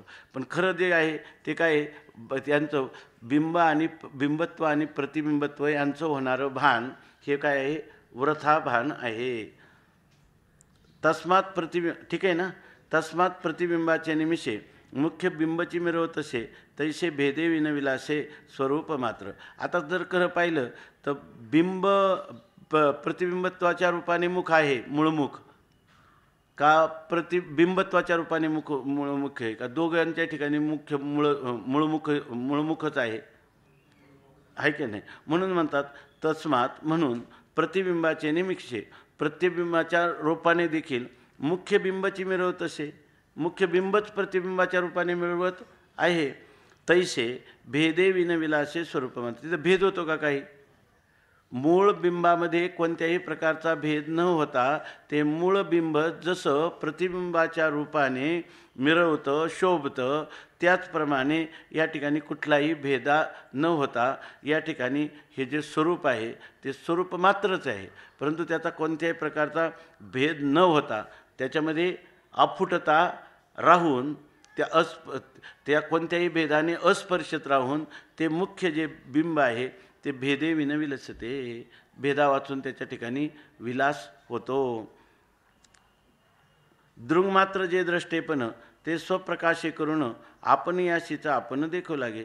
मूळचं जे द्रष्टेपण आहे ते दृंग मात्राने असणं हे द्रष्टेपण आहे, सापेक्ष द्रष्टेपण त्याच्या ठिकाणी नाही. दृङ्मात्र पण ते स्वप्रकाशे करून, आणि ते कसं आहे पुन्हा स्वयंप्रकाश आहे. दृङ्मात्र दृष्टीपणा त्या दृष्ट्याचा प्रकाश करण्यासाठी कोणाची आवश्यकता नाही. ते कसं आहे स्वयंप्रकाश आहे. आणि त्यामुळं अशा वेळेला त्याच्या ठिकाणी जे हे बिंबत्व प्रतिबिंबत्व भाव जरी दिसत असेल तर खऱ्या अर्थाने काय आहे, आपण याचीच आपण देखत असे. स्वयंप्रकाश असणारं जे चैतन्य ते आपलंच आपल्याला पाहत आहे. या ठिकाणी बरोबर ना, की ते पाहण्यासाठी दुसरं कोणाची आवश्यकता नाही. बिंब प्रतिबिंब न्याय एकेच दिसती उभे परी एकपण नव्हे अनारिशे येथे. आता याच्यामध्ये स्पष्ट सांगितलं का बिंब प्रतिबिंब न्याय. त्या बिंब प्रतिबिंबाच्या न्यायामध्ये काय होतं, एकच दिसते उभे. बिंब प्रतिबिंब न्यायामध्ये एकच पदार्थ दोन रूपाने दिसतो. म्हणजे एकच असणारं ग्रीवास्त मुख आपल्याला आरसा उपाधीमध्ये प्रतिबिंब रूपाने आणि तत्सापेक्ष मूळ बिंबाच्या ठिकाणी बिंब रूपाने ते आपल्याला दिसतं. म्हणजे खंत काय, एकच पदार्थ दोन रूपाने दिसतो. बरोबर ना. पण एकच पदार्थ दोन रूपाने दिसत असला तर त्याच्यामध्ये काही तो पदार्थ फुटतो, तो पदार्थ विकारी होतो आणि मग त्याचा परिणाम होतो आणि मग तुम्हाला दिसतो, असं मात्र नाही. परी एकपण नव्हे अनारिशे येते. पण त्याच्या एकपणामध्ये कोणतेही अन्यथा होत नाही. दोनपणाने दिसतं तरी त्याचा एकपणा अबाधित आहे. असो बिंब आणि प्रतिबिंब हे केवळ दृष्टीभाव दोहीविन स्वयंभ बिंब मात्र. या ठिकाणी म्हणतं असो. आता हे तुम्हाला लक्षात आलं का बिंब प्रतिबिंब न्यायामध्ये एकच पदार्थ दोन रूपाने दिसतो, परंतु त्याच्या एकपणामध्ये कोणताही परिणाम होत नाही. हे असो म्हणतात बिंब आणि प्रतिबिंब. तेव्हा बिंब आणि प्रतिबिंब काय आहे, हे दृष्टीभाव. ह्या फक्त द्रष्ट्याच्या दृष्टीनं, बरोबर ना, द्रष्ट्याच्या दृष्टीनं केलेली फक्त कल्पना आहे बिंब आणि प्रतिबिंब भावाची. बाकी का बिंब प्रतिबिंब आहेत, दोन वस्तू आहेत का तिथं, का त्यांनी केलेल्या कल्पना आहेत. द्रष्ट्याची दृष्टी आहे म्हणून केवळ दृष्टीभाव दोही विन स्वयंभ बिंब मात्र. परंतु हे बिंब आणि प्रतिबिंबा वाचून, बरोबर ना, स्वयंभ असणारं ते बिंब मात्रच त्या ठिकाणी आहे. दोही विन म्हणजे बिंब प्रतिबिंब बिंबत्व आणि प्रतिबिंबत्व भावाचा परित्याग करून पाहिलं असता केवळ काय आहे, बिंब मात्र आहे. आता दुसरा शंका येईल, ज्या वेळेला बिंबत्व आणि प्रतिबिंबत्व भावांची किंवा द्वैताची कल्पना झाली त्यावेळेला मात्र बिंब जे आहे ते बिंब विकारी का, त्यावेळेलाही तसंच आहे, त्यावेळेला सुद्धा तसंच आहे. पाहता चितशक्तीचा पवाडू उमटे सद्रूपाचा उजेडू आता दुयीशी निवाडू कैशेनी होय. अहो जेव्हा तिथं काय पाहायचं, ते पदार्थ नाही पाहिजे, कारण ते पदार्थ बाधित होणार आहेत, ते पदार्थ वाचारंभन मात्र ठरणार आहेत. मग त्याच्यामध्ये कोणत्या स्वरूपाला बाधित पदार्थांना कौतुकाने पाहत राहावं का अबाधित स्वरूपाला विषय करत राहावं, ऐक नाही. वाचारंभन ठरलेल्या पुस्तकाला कशाला म्हणतात, त्या ठिकाणी काय आहे, ते त्या पदार्थाला सत्ता होती, त्या पदार्थाचं ज्ञान होतं, बरोबर आहे की नाही. म्हणजे त्याला सत्ता आणि स्फुरण मानत होते म्हणून त्या पदार्थाला अस्तित्व देत होते. त्या पदार्थाचं स्वरूप आता काय ठरलं, ते पदार्थाचं स्वरूप कल्पित ठरलं, बरोबर ना. उपाधी जो आहे तो कल्पित ठरला. मग त्याचं जे उपहित चैतन्य ते तर पूर्वी तसंच होतं आणि आताही काय आहे, तसंच आहे. मग तुम्ही आता चैतन्याला पाहता का उपाधीला पाहता का? आता उपाधीला मनावर घेण्याचं कारणच नाही. बरं, उपाधीला मनावर घेण्यासारखी ती उपाधी आहे का, ती सत आहे का, बरोबर ना, ती असत आहे का, प्रतिती मात्र आहे. आणि तिच्यातली जी प्रतिती आणि सत्ता आहे ती कोणाची आहे, चैतन्याची. मग चैतन्याला पाहावं अबाधित का त्या बाधित झालेल्या उपाधीला पुन्हा पुन्हा सत्ता द्यावी. बरं, सत्ता द्यावी तर ती सत्ता कोणाची, तिची नाही, बरोबर ना. ज्ञान तिच्या ठिकाणी नाही, आनंद तिच्या ठिकाणी नाही. आणि मग कशासाठी त्या उपाधीचा विचार पुन्हा पुन्हा करायचा, त्याच्यामध्ये काय दर्शन कशाचं करावं, सतचा चितचं आनंदाचं दर्शन करावं, बरोबर आहे की नाही. बरं, तेच आहे की नाही, वस्तू तीच आहे, ती अबाधित राहिली आणि तुम्ही पुन्हा पुन्हा काय म्हणतात, बाधित अनुवृत्ती. बाद झालेला पदार्थ असतो का कधी, आणि मग त्याला बाधित पदार्थाची अनुवृत्ती पश्चात ते पुन्हा राहतं, विद्यमान आहे आणि मग त्याचं दर्शन करणं, बरोबर ना. हे काय या बाधित अनुवृत्तीने असं होतं, विधेय कैवल्याला प्राप्त होईपर्यंत, असं तरी म्हणावं का. अंतकरण आणि आत्मा यांचा आध्यात्मिक तादात्म्य संबंध असेपर्यंत प्रतीती येतच राहणार असं म्हणणं हे सुद्धा काय आहे ना, हे काय लज्जास्पद म्हणणं आहे की नाही. तुम्ही म्हणता की अंतःकरणापर्यंत आध्यात्मिक संबंध. आध्यात्मिक संबंधाचा अर्थ संबंध नसणं असं आहे का संबंध आहे असं सांगायचं आहे? मग ज्याचा संबंधच नाही तर त्याच्याबद्दल विचार करायचं काही कारण आहे का? मग बिंब प्रतिबिंबाच्या रूपाने काय आहे? एकच मुख्य बिंब मिरवत आहे. माझाच आत्मा या ठिकाणी शिवशक्तीच्या रूपाने या ठिकाणी विलास करीत आहे की नाही? असं म्हणणं. विलास करीत आहे म्हणजे हे तुम्हाला दिसतं म्हणून आम्ही असं म्हणतोय आहे की नाही? आमच्या अनुभूतीत काय आहे? सच्चिद आनंदच आहे. आता तुम्ही म्हणाल की मग हे दिसतं ते काय? तुम्हाला द्वैत सिद्ध करायचं आहे. म्हणतो दिसतं ते काय नाही, ते सगळं चैतन्य आहे. कारण चैतन्य अबाधित राहतं की नाही? सिद्ध आहे का नाही? चैतन्य अबाधित आहे. मग हे काय आहे? दिसतं ते काय आहे? चैतन्यच आहे. हां हां हां किती जरी फाकला, किती विस्ताराला प्राप्त झाला तर एकपणाला मुक्तो का? नाही. हां किंवा त्याचा खूप संकोच झाला, त्याच्या ठिकाणी नामरूप किंवा नामरूपाचं कारण नाही, शिवशक्ती दोन्ही नाही, तरी तो त्याचं स्वरूप काय आहे? हाची आहे, तरी तो तसाच आहे. मग जो कायम अबाधित जसाच्या तसा आहे त्या स्वरूपाचा विचार करावा का ह्या बाधित अनुवृत्ती म्हणून ह्या पदार्थांचा विचार करावा? बरं पदार्थाचा विचार करायला लागलो, खरा पदार्थाचा विचार झाल्यावर लाजच वाटणार बरं का. खरा पदार्थाचा विचार झाल्यावर लाजच वाटणार आणि अभेद स्वरूपाला तो बुडी देणार. पण ते होत नाही ना, म्हणून असं म्हणावं लागतं. म्हणजे हे जे आहे ना, हे थोडे ज्यांचा अधिकार कमी आहे ना, त्यांच्या तोंडावर हात फिरवण्यासाठी श्रुतीनं जसं त्यांनी सांगितलं काय अज्ञानजनबोधार्थम प्रारब्धम वक्तिवयी श्रुती. अज्ञानी लोकांना त्यांचं डोळे पुसण्यासाठी श्रुतीमातेने प्रारब्ध सांगितलं आहे असं आचार्य म्हणतात ना. अपरोक्षानुभूतीमध्ये मला वाटतं अज्ञानजन बोधार्थम, अज्ञान लोकांना बोध व्हावा म्हणून प्रारब्ध नावाची एक कल्पना श्रुतीने सांगितली. कसलं प्रारब्ध? तिथं प्रारब्धाचा काय संबंध आहे? किती जन्माचं प्रारब्ध असू द्या, जन्म हीच कल्पना आहे, भोग हीच कल्पना आहे. आम्ही ज्ञानाला सुद्धा कल्पना म्हणतो. वृत्तीज्ञान हे काय आहे? कल्पनेतला भाग आहे. त्याच्या ठिकाणी ज्ञानामध्ये व्यवहार नाही, ज्ञान असंग आहे. तुमचा किती प्रारब्धाने तुम्हाला भोग दिला आणि त्याची संगती तुम्ही लावणं काय अर्थ आहे का? स्वामी महाराज तर सांगायचे की हे कर्मेंद्रिय, आपण जेवण करतो आणि हात धुतो. हात धुताना आपण काय करतो? कोणी डेटॉल वगैरे घेऊन त्या हात धुतो. हात हे कर्मेंद्रिय आहे की नाही? आणि नंतर आपण जेवण केल्यानंतर बेसिनमध्ये हात धुतो. जर एखादा मनुष्य तोंडात बोट घालून जीभ साफ करायला कोणी दिसत नाही. जर कोणी जेवणानंतर, आमच्या आयुर्वेदमध्ये पण लिहिलं आहे का जेवणानंतर कधी तोंड साफ करण्यासाठी बोटाने जिभेला हे करू नये, त्याची खर काढू नये का ते विरुद्ध आहे असं सांगितलं. आपलं चिंतन याच्यासाठी चालले, गरज पण वाटत नाही. कारण हे ज्ञानेंद्रिय आहे. एवढं अन्न त्या जिभेने खाली घेतलं तरी जीभ त्याला चिटकून राहिली नाही, आहे की नाही? हात मात्र आपले चिटकून राहिले, कारण हे कर्मेंद्रिय स्थूल आहे, ज्ञानेंद्रिय सूक्ष्म आहे. जर आपल्याला खाल्लेल्या अन्नाचा लेप ज्ञानेंद्रियाला लागत नाही तर ज्ञानरूप आत्म्याला कधीतरी लागेल का?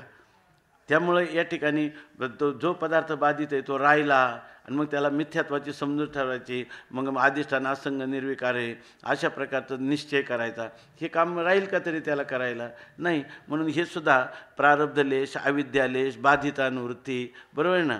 हे जे लोक आहे ना, ज्यांना अखंड अर्थाला, बरोबर ना, गवसणी घालण्याचं सामर्थ्य थोडं कमी पडतं, अशा लोकांसाठी, बरोबर ना, अशा लोकांसाठी ही बाधित अनुवृत्ती पुढं करून सांगितली असं म्हणावं लागेल, आहे की नाही?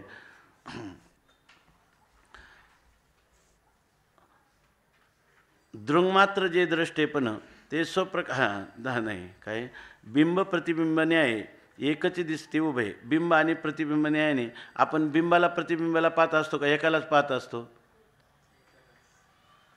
हे प्रतिबिंब आहे म्हणतो तेव्हा कोणालाच पाहतो आपण? अगोदर आपल्याला पाहतो, म्हणजे मूळ मुखाला, बरोबर आहे ना? आणि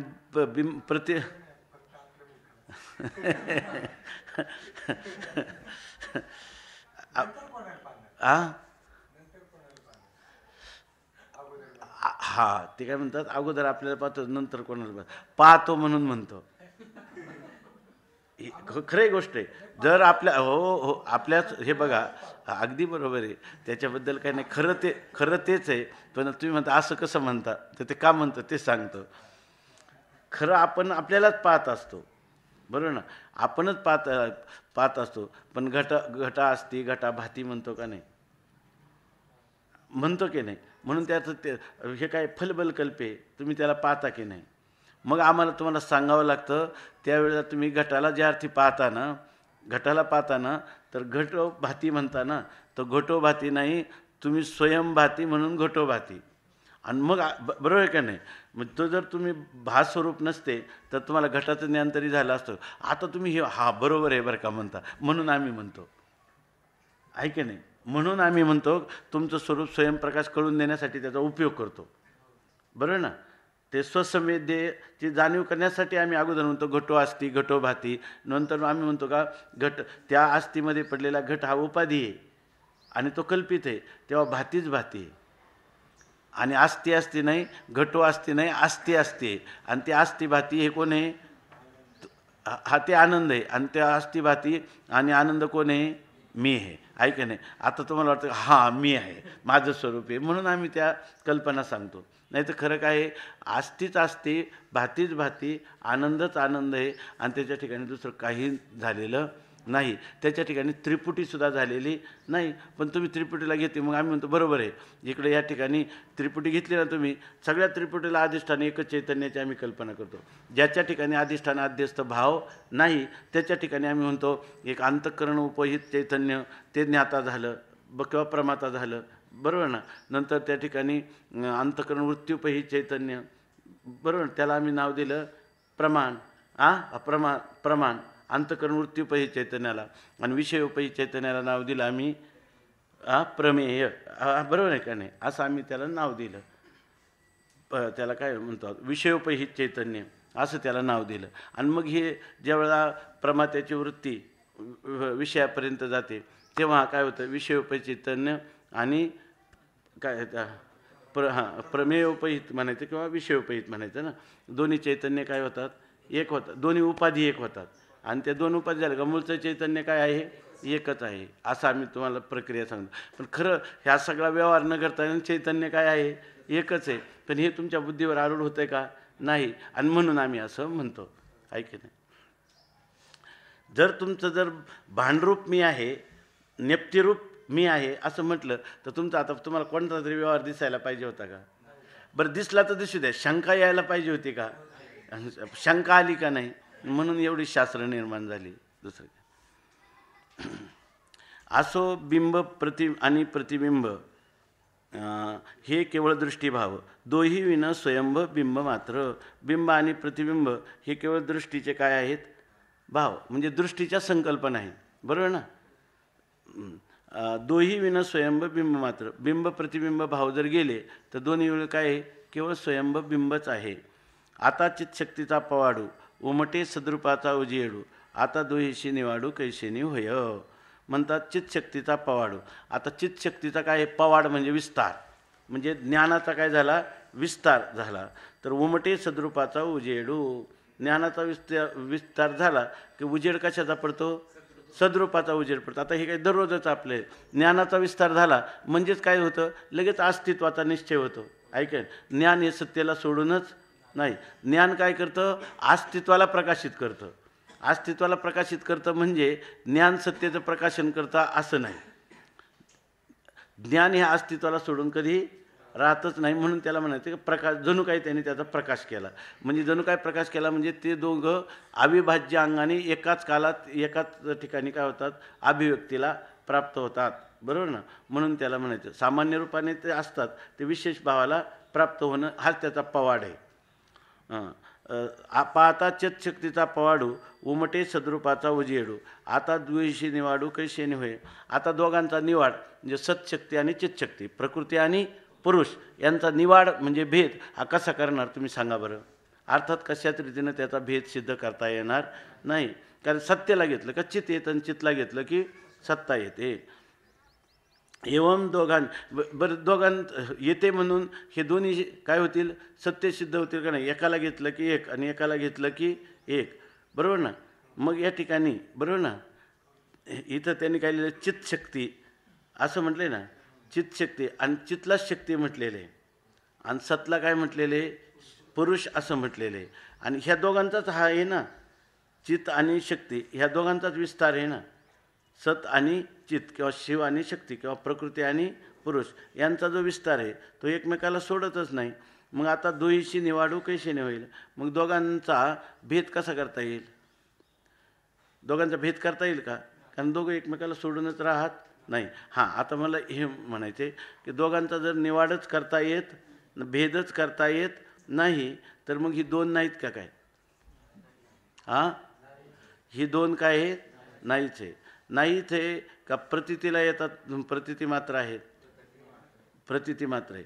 प्रतीती मात्र आहे का केवळ अनुमेय आहे. जर बारकाईने विचार केला जगदरूपी कार्य दिसतं म्हणून हे अनुमेय आहे.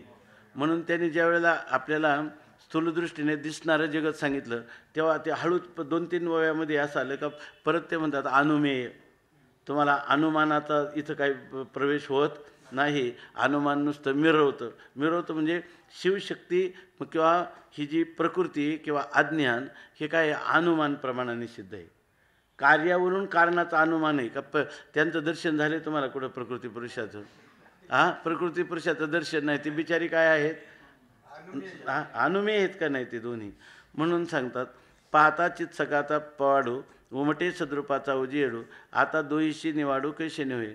दोघांचा भेद करता येईल का. आम्हाला करता येणार नाही. एवं दोघांचे मिस वाचून एक प्रकाश. दोघांचं फक्त निमित्त आहे. वाचून काय तिथं केवळ अखंड प्रकाशच आहे. परी दोपणाचा विलास अभेदची दावी. परंतु तिथं काय फक्त प्रकृती आणि पुरुष ह्या दोघांचं निमित्त आहे. पण निमित्त जर आपण बाजूला केलं बरोबर आहे ना. निमित्त कोण आहे. जगरूपी कार्य दाखवणं. ते जगरूपी कार्य बाधित केलं तर हे दोन्ही पदार्थ जे आहेत त्यांचंही सिद्ध होणार नाही. मग दोघांचे मिस वाचून काय राहील फक्त खाली एक प्रकाश राहील. बरोबर ना. प्रकाश राहील. परी दोपणाचा विलास अभेदची दावी. मग आता हे दोनपणाचा विलास कोण दाखवतं. दोघांचा बाध केल्यावर जर अभेद राहतो बरोबर ना. बाध केल्यावर अभेद राहतो तर दोनपणांचा जो विलास आहे तो कोण दाखवतं. तो सुद्धा कोण दाखवतं. मग आता दोन्हीतही जो अनुष्युत आहे बरोबर ना. दोन्हीतही जो अनुष्युत आहे तोच सत्य आहे. त्याला पाव का जे दोघंही परस्परामध्ये नाही. दोघांमध्ये अभेदही सिद्ध होत नाही. पूर्ण अभेद सिद्ध होतो का दोघांमध्ये नाही. त्या दोन पदार्थाचा त्या परस्परामध्ये अभेद सिद्ध होतो का. परस्परामध्ये भेद सिद्ध होतो का. भेदही नाही. आणि मग ते परापासून भिन्न आहेत का अभिन्न आहेत का भिन्न आहेत आणि अभिन्न आहेत असं पण म्हणता येत नाही. कारण दोन परस्पर विरुद्ध धर्म एका अधिकरणात एकाच कालात राहू शकत नाही. मग ती कशी आहेत अर्थात ते सिद्ध होतात की अनिर्वचनीय. त्यांच्यातला भेद कसा आहे मग अनिर्वचनीय. तो भेद कुठं जातो अधिष्ठानात. आणि ज्यावेळेला त्यांचं मिथ्यात्व कळतं तेव्हा अधिष्ठानात राहतं. आणि ज्यावेळेला दोन्हीची प्रतीती येते तेव्हा अधिष्ठानात असतं. म्हणजे याचा अर्थ हे पदार्थ काय यांचा भेद आहे का अभेद आहे याचं सिद्ध करताना भेदही सिद्ध झाला नाही अभेदही सिद्ध झाला नाही. का नाही झाला माहिती आहे का. ते दोन्ही कल्पित होते म्हणून झाला नाही. काय नाही झाला माहिती आहे का. ते नव्हतेच म्हणून झाला नाही. ते नाही असं ठरलं म्हणून त्यांचा भेदाभेद विचार करताच आला नाही. हा खरा भेदाभेद भ्रम अमंगळ आहे की नाही. हा सगळा भ्रम काय आहे अमंगल आहे. मग असं जर असेल तर याच्यामध्ये पूर्वी अधिष्ठान बरोबर ना. आत्ता जेव्हा तुम्हाला भेद दिसतो तेव्हा भेदसुद्धा त्यांच्याच रूपाने अधिष्ठानाच्याच रूपाने भेद मिळवतो बरोबर ना. आणि जेव्हा त्यांचा बाध होईल तेव्हा सुद्धा काय आहे अधिष्ठानाचं आहे. मग अधिष्ठान मात्राला म्हणजे तुमच्या आत्मस्वरूपाला पाहत राहावं का या प्रकृती पुरुष आणि कार्याला पाहत राहावं. बरं यांना पाहिल्याने काय बिघडलं. हा नाही त्यांना समजा त्यांना आम्ही काय म्हणतो अशी का होईना कल्पित म्हणून तरी त्यांना पाहायला काय हरकत आहे. हां बरं. पण मग अत्यंत अभाव आहे ते नाहीच आहे म्हटलं तर जग दिसायचं. मग ते नाहीच वंद्यापत्राची प्रतीती येते का नाहीत. मग आता यांची प्रतीती यायला पाहिजे का काय आल्याशिवाय राहत नाही. हां आहे का नाही. हा म्हणूनच कल्पित म्हणावं लागतं की नाही त्या बरोबर. म्हणूनच कल्पित म्हणावं लागतं. म्हणजे तत्वता अभाव त्रैकालिक अत्यंत अभावरूप अधिष्ठान नाही काही नाही. अधिष्ठानाच्या ठिकाणी त्यांचा त्रैकालिक अत्यंत अभाव आहे. मग त्रैकालिक अत्यंताभावरूप पदार्थ आपल्याला प्रतीतीला येऊ नये, आहे की नाही? पण हे जगत प्रतीतीला येतं का नाही? आहे की नाही? प्रतीतीला येतं. म्हणून आम्ही काय म्हणतो पुन्हा, हे कल्पित पदार्थ आहेत, आहे की नाही? कल्पित पदार्थ आहे, यांची प्रतीती आली तरी काय समजावं? हां हां बरोबर का? असं पुन्हा दुसऱ्या वेळेला दिसलं तर काय म्हणायचं? तिसऱ्यांदा दिसलं तर काय म्हणायचं? असंच म्हणत राहावं, आहे की नाही? हां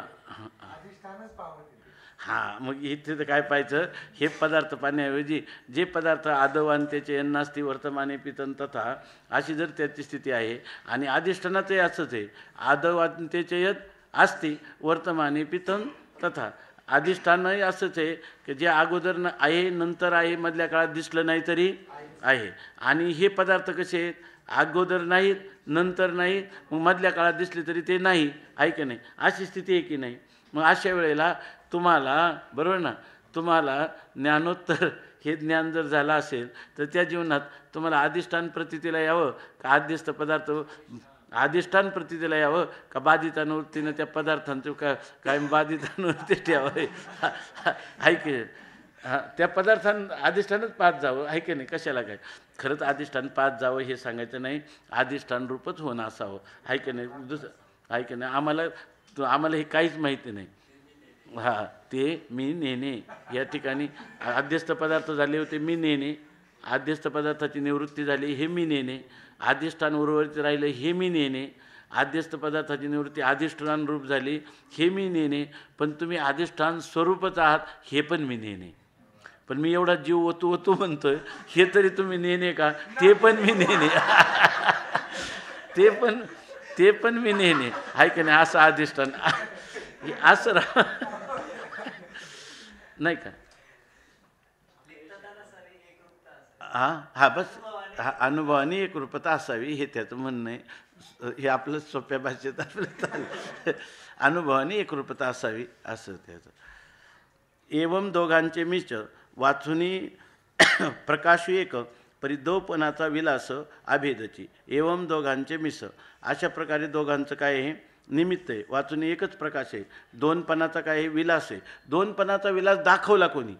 अभेद चिदावी, म्हणजे अभेदरूप अधिष्ठानच दोनपणाचा विलास दाखवतो. त्यानं तो दोनपणा तर काय आहे, मिथ्या. मग दोनपणा जेव्हा प्रतीतीला येतो तेव्हा दोनपणा प्रतीती मात्र आहे, आणि प्रतीती हे स्वरूप कोणाचं आहे, अधिष्ठानाचं आहे. प्रतीतीचे विषय बाधित होणार आहे, आणि जी प्रतीती आहे ती मात्र नित्य अनुसूत आहे की नाही? मग त्या प्रतीतीला नाम काय, अधिष्ठानालाच, आत्मरूप अधिष्ठानालाच त्याच्यामध्ये पाहत असावं, दुसरं काय नाही का? आता हे पाहत असावं हे फक्त काय आहे, बोलणं आहे. याच्या ठिकाणी पाहत असावं नाही, दृंगमात्र दृष्टेपणाने जे तुमचं आहे तसं. शेवटी ह्या रात्री थोडा विचार आला की बघा की बऱ्याच वेळेला आपल्याला वाटतं की हे जे चिंतन आहे हे चिंतन जणू काहीतरी आपल्याला अंतरंग असं काहीतरी प्राप्त करावे असं वाटतं. याचं स्वरूपसुद्धा काय आहे, हा सगळा भ्रम बुद्धीमध्ये बुद्धीतूनच काढायचा. त्यामुळं ज्ञानोबरायाने जे ठोस सांगितलेलं आहे, बुद्धिनिश्चय आत्मज्ञान, हा सुद्धा निश्चयच आहे. इथं हा सुद्धा काय आहे, पुन्हा निश्चयच आहे, बरोबर ना? आणि जर तुम्हाला त्याच्यामध्ये काही प्रतिबंध असतील तर ब्रह्मरूप भावी आपण ब्रह्मनिष्ठा राखे पूर्ण तत्परायण अहर्निशी नंतरच्या गोष्टी. परंतु तुम्हाला ह्या श्रवणामध्ये काय व्हायला पाहिजे, निश्चयच व्हायला पाहिजे बुद्धीचा. नाही तर याच्यातही दुसरं काय आहे, याच्यामध्ये काय नाही, निश्चय रूपता आहे. पण त्यांनी सांगितलं, स्वामी महाराज सांगायचे की विदेहमुक्तीचा ज्याच्यामध्ये निश्चय असतो त्यालाच तर जीवनमुक्ती म्हणतात. जीवनमुक्ती प्रकरण आहे का नाही ग्रंथात? विदेहमुक्तीचा निश्चय असतो त्याला जीवनमुक्ती म्हणतात, बरोबर ना? आणि ज्या ठिकाणी निश्चय रूपता असते त्याला म्हणतात विदेहमुक्ती. म्हणजे बुद्धी उपाधी फक्त तिथं राहिली नाही, म्हणजे त्या बुद्धी उपाधी राहिली नाही, पण ज्ञानरूपाने ते राहिलं का नाही, निश्चय रूपाने ते राहिलं.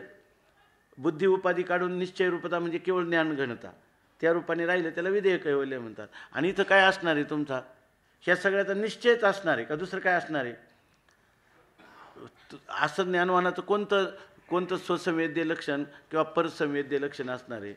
स्वसंवेद्यचं स्वरूपसुद्धा असंवेद्य असाच परमात्मा आहे, हा सुद्धा बुद्धीचाच निश्चय करावा लागेल. म्हणून निर्दोष्ट बुद्धीला, बरोबर ना, शास्त्र किंवा श्रीगुरूंचं साह्य लाभलेल्या बुद्धीला अशा प्रकारचा हा दृढ निश्चय हेच ह्या अजातवादाचं स्वरूप. नाही तर अजातवादामध्ये तो काही व्यवहार करणार नाही काय? अजातवादातला पुरुष व्यवहार करणार नाही का? का जसा विवर्तवादातला करील तसाच करील? त्याच्या पुढे जाऊन म्हणायचं तर काय, हां, त्याच्या पुढे झालं हा चांगला करील, त्याच्या पुढे जाऊन म्हणायचं तर अज्ञानी पुरुष जेवढा करील तेवढा करील, तेवढा करेल. मग ह्याच्यामध्ये काय आहे, बाहेरून त्याला काय दोन शिंग फुटलीत का, काय काय फरक आहे त्याचा? फुटतच नसतात. हा फक्त काय आहे, बुद्धी, निश्चय, आत्मज्ञान. ज्ञानोबरायांनी गोष्ट सांगून ठेवली की नाही, त्या निश्चयात चळढळ होत नाही, त्या निश्चयात संशय आणि विपर्य निर्माण होत नाही, एवढा त्याचा भाग आहे. तर त्या मायावादाने आपल्याला त्याचं सगळं संगती सांगता येते. आपल्याला असं वाटतं की चिद्वैलासवादाचं मग काय आहे, अजातवादात गेलेला. काही लोक म्हणतात की अजातवादात रमलेला पुरुष जो आहे तो कोणताच व्यवहार करत नाही, असं पण आपल्याला म्हणता येणार नाही. याचा अर्थ त्याला कोणताही व्यवहार करत नाही म्हणजे व्यवहाराविषयी त्याच्या मनात काहीतरी सत्यत्वबुद्धी आहे, हा व्यवहार मला प्रतिबंधक आहे, अशा प्रकारची धारणा आहे. तो तर सगळं चैतन्यच पाहतो ना. तो जर अजातवादात दुसरा पदार्थच पाहत नाही तर याचा अर्थ फक्त बुद्धीचा निश्चय. बघा हे मान्य होते का? फक्त त्याच्या बुद्धीचाच निश्चय असतो, बाकीचा जो व्यवहार आहे तो सगळा व्यवहार तसाच होत असतो. पण तो व्यवहार आत्मस्वरूपाच्या ठिकाणी असं त्याला कधीच वाटत नाही, बरोबर ना. आणि हे जे आहेत हे खरं अजातवाद आहे, की अजातवादामध्ये सर्व व्यवहार होत असताना अधिष्ठानात होत नाही. हा बुद्धीचा निश्चय त्याचा तत्सोभर देखील ढळत नाही. हे स्वरूप मानल्यापासून दुसरं कोणतं मानणार तुम्ही? असं म्हणावंच लागेल की नाही. म्हणून दृश्य पदार्थ पाहत असताना हां तुम्ही आता सांगितले की अधिष्ठान दृश्य असतं. हां आता आपलं स्वरूपच अधिष्ठान आहे आणि पुन्हा अधिष्ठानच पाहायचं म्हटलं तर आत्मनात्मत्व ज्ञान मात्राची भरी होईल. हो, ज्ञानाशी केव्हा कसे हे म्हणणं म्हणजेच ज्ञानाने ज्ञानाला पाहणे, असं समजणं का आत्मा हा ज्ञान मात्र भरीव आहे, त्या ज्ञानाने ज्ञानाला पाहिलंच कसा? आपणच आपल्याला आलिंगन देऊ का? डोळ्याला पाहिल का? हीच उदाहरणं ज्ञानेश्वर महाराजांनी दिलेले आहे. आणि ह्याचं आपण आता दररोजच पाहतोय की पाण्याने विहिरा उकरण्याच्या पूर्वी त्या पाण्याने पाहणं म्हणजे पाणीपणाने असणं, हेच त्याला पाहणं आहे. आता हेच दृष्टांत दिले. तलवार सगळ्यांना मारते, तलवार स्वतःला मारू शकते का? नाही, बरोबर आहे की नाही. तलवार स्वतःला मारू शकते का? नाही. पण तलवारीच्या ठिकाणी ते सामर्थ्य आहे इतरांसाठी, पण स्वतःसाठी करू शकत नाही का? कापणं हे तिचं काय आहे, स्वतःचं स्वरूप आहे. हां हां हां द्वाडदिशे. हां, डोळ्याला डोळा पाहता आलाय का कधी? शक्यच नाही. तसं आपल्याला जाणणं येईल. फक्त काय आहे, हा शब्द प्रयोग का करतात? केवळ द्वैतामध्ये आपण बोलतो म्हणून. आणि आपल्याकडं असं आहे की आपल्याला उपनिषद सांगतं, चांगलं बघा, हे जर ज्ञानेश्वर महाराजांनी केलेले हे वार्तिक आहे. आपण असं म्हणतो, उपनिषद सांगतं बघा, तमेव विदित्वा अतिमृत्युमेती नान्यः पंथा विद्यते आहे नाही. तम एव विदित्वा म्हणजे त्या परमात्म्याला जाणलं तरच तुम्ही ह्या संसार बंधनातून किंवा जन्ममृत्यू परंपरेतून त्याच्यातून उत्तीर्ण होऊ शकता, असं सांगितलं. मग आपल्या मस्तिष्कामध्ये काय बसलं? श्रुती प्रतिपाद्य असणारं परमतत्व आपल्याला ज्ञानाला विषय करायचं, असं म्हणून आपली प्रवृत्ती झाली. आणि नान्य हा पंथा विद्यते आहे नाही, आणि ज्ञाना वाचून दुसरा कोणताही मार्ग पण नाही, असं आपल्याला सांगितलं. आता अर्थात आपण त्या परमात्म्याला विषय करूनच पाहणार का नाही? बरोबर आहे की नाही? तेव्हा आपल्याला तो परमात्मा, आपण ज्ञानरूप असताना तो परमात्मा कधीच विषय होत नाही. असं असताना त्यालाच जाणणं असं जेव्हा सांगतात तेव्हा त्या जाणणारी कोण आहे? बुद्धी आहे, बरोबर आहे का? आणि बुद्धीला तो परमात्मा विषय होतो असं सांगितलं. पण तो परमात्मा कोणता विषय होतो? आवृत्त परमात्मा विषय होतो. तो परमात्मा अभिन्नत्वाने विषय होतो, बरोबर ना. तो शुद्ध बुद्धीचा विषय होतो, तो वृत्तीव्याप्तीने विषय होतो, बरोबर ना. परंतु बरोबर ना, हे सगळं आहे. परंतु खरं जर पाहिलं तर हे सांगण्यात तात्पर्य नसून अनावृत्त परमात्मा सांगायचा आहे. आणि अनावृत्त परमात्मा हा कोणालाच विषय होत नाही. त्याचं असणं, त्याचं सत्ता, बरोबर ना, त्या सत्तेबरोबरच चित असतं. त्यामुळं ते सत आणि चित परस्पराला सोडून नसल्यामुळं ते इतरांना किंवा म्हणजे अन्याला किंवा स्वला कधीच विषय होणं शक्य नाही. आणि जर झालं तर त्याच्यामध्ये पुरुषार्थाची काहीच प्राप्ती होणार नाही. अतिमृत्यूमेती होण एक मिनिट अतिमृत्यूमेती असं त्याला म्हणताच येणार नाही. याचा अर्थ हे काय आहे, हे झालं सूत्र म्हणा किंवा भाष्य, बरोबर ना. आता याच्यावर वार्तिक माऊलीने असं लिहिलं का तुम्हाला काय लक्षात बसेल की बुद्धी त्या परमात्म्याला जाणते आणि बुद्धीचा त्याला विषय करू शकत नाही. कोणाला करू शकत नाही? अनावृत्त परमात्म्याला विषय करत नाही. आणि अनावृत्त परमात्मा रूपाने राहणं हे खरं त्याला पाहणं आहे, बरोबर ना. आवरणयुक्त परमात्म्याला जाणणं, इथं फक्त वृत्तीव्याप्ती जी आहे ती अज्ञान आवरणाचा भंग करते, पण अज्ञान आवरण मानलं म्हणून. पण खरा परमात्मा हा नित्य अनावृत्त आहे. परमात्मा हा नित्य अनावृत्त आहे, अज्ञानाचा त्याचा कधी संबंध झाला नाही. असं जे परमात्म्याचं स्वरूप आहे त्या स्वरूपाला तुम्हाला जाणायचं आहे. मग आता त्या स्वरूपाला जाणायचं म्हटल्यावर तिथं तर वृत्तीव्याप्ती नाही, वृत्तीव्याप्ती नाही तशी फलव्याप्ती पण नाही. आणि तरी तुम्हाला त्या परमात्म्याला जाणायचं. याचा अर्थ त्या परमात्म्याचं स्वतःसिद्ध स्वरूपाने असणं हेच ते खरं जाणणं आहे की जे जाणणं तुम्हाला पुरुषार्थाला प्राप्त करून देईल. आणि मग त्याची सरली येरधार तमेव विदित्वा अतिमृत्यूमेती. अगोदर जे सांगितलं ते अध्यारोप अपवादाच्या भाषेतलं तुम्हाला सांगितलं किंवा त्याच्या ठिकाणी लक्ष्यार्थ आणि वाच्यार्थाची कल्पना करून सांगितलं. पण ज्या ठिकाणी लक्ष्यार्थ किंवा वाच्यार्थ किंवा उपलक्षण यांची कोणतीच प्रवृत्ती ज्या ठिकाणी होत नाही त्या वस्तूचं जाणणं काय आहे. म्हणून तेथीचे पाहणे ऐसे असे विरा हे ज्ञानोबरायांनी त्या श्रुती सिद्धांताविषयी केलेलं वार्तिक आहे.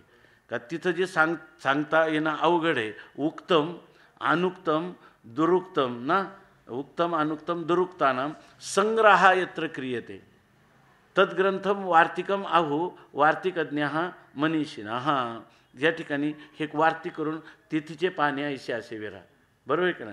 ते पाहणं अनावृत्त तत्वाला असं आहे. आता त्याच्या ठिकाणी बुद्धीचा निश्चय पण नाही.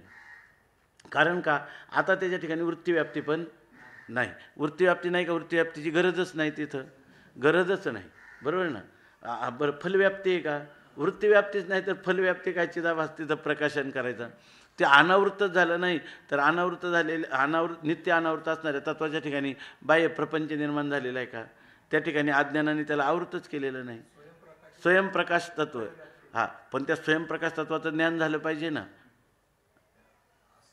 हां, तिथं असं असणं हेच त्याचं काय आहे, ज्ञान आहे, बरोबर नाही. त्याच्याहून वेगळं ज्ञानरूपाने असणं हेच त्याचं ज्ञान आहे. उलट त्यांनी सोविषय न करता सोला विषय न केलं तरच त्याचं काय होईल, स्वयंप्रकाशत्व सिद्ध होईल.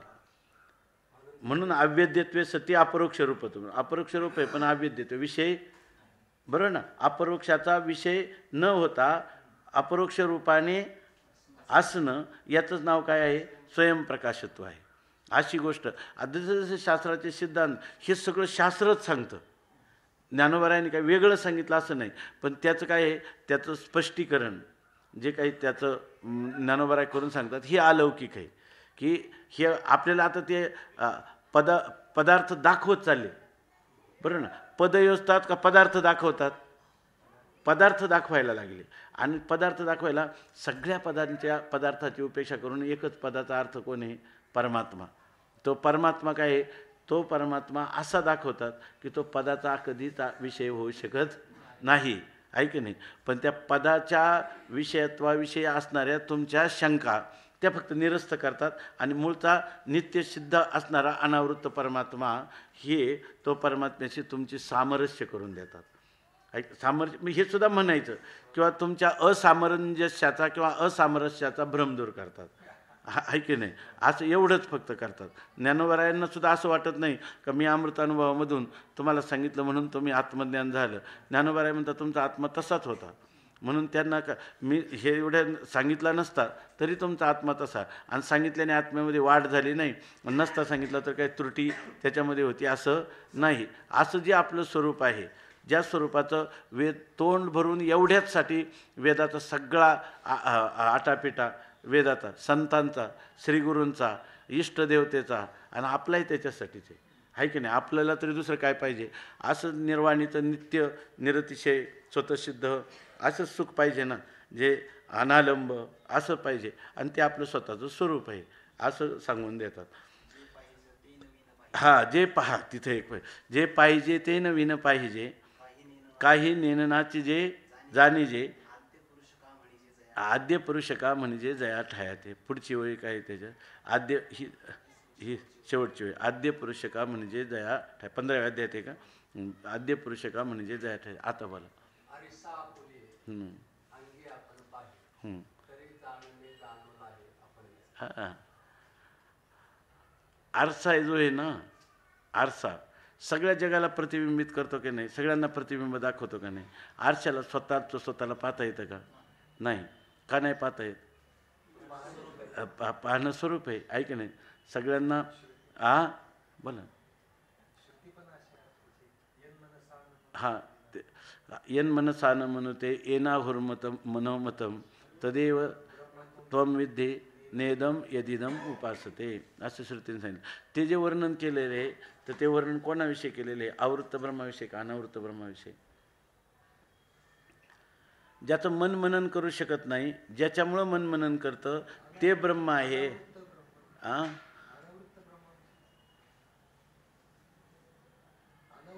कोणत्या ब्रह्माविषयी की आवृत्त ब्रह्माविषयी. कारण तेच सुद्धा काय आहे की तिथं तुम्हाला कल्पना येनाहुर मनोमत म्हणजे बरोबर ना. तिथं तुम्ही द्रष्टा आणि दृश्य किंवा प्रकाशक भावाची कल्पना केली की नाही. मन त्याचं मनन करू शकत नाही, पण मन ज्याच्यामुळं मनन करतं म्हणजे ज्याच्या अधिष्ठानावर ज्याच्या प्रकाशाने मन प्रकाशित होतं किंवा ज्याच्या प्रतिबिंबाला ग्रहित करून मन मनन करतं असा अर्थ आहे ना. याच्यामध्ये सुद्धा अध्यारोप आहेत की नाही. याच्यामध्ये सुद्धा अध्यारोप आहे. आणि हे जे हे टळटळीत आहे. हां, टळटळीत. याला कोणत्याही द्वैताचा, त्रिपुटीचा, अज्ञान कार्याचा कशाचाही स्पर्श नाही. इतकंच नाही, याला अहम ब्रह्मास्मी ह्या वृत्तीचा देखील स्पर्श नाही. असं जे तत्त्व आहे ते तत्त्वज्ञानोबर आहे आपल्याला वार्तिककार होऊन बरोबर ना, वार्तिककार होऊन अनुभूतीच्या रूपाने स्पष्ट शब्दात सांगतात असं म्हटलं पाहिजे.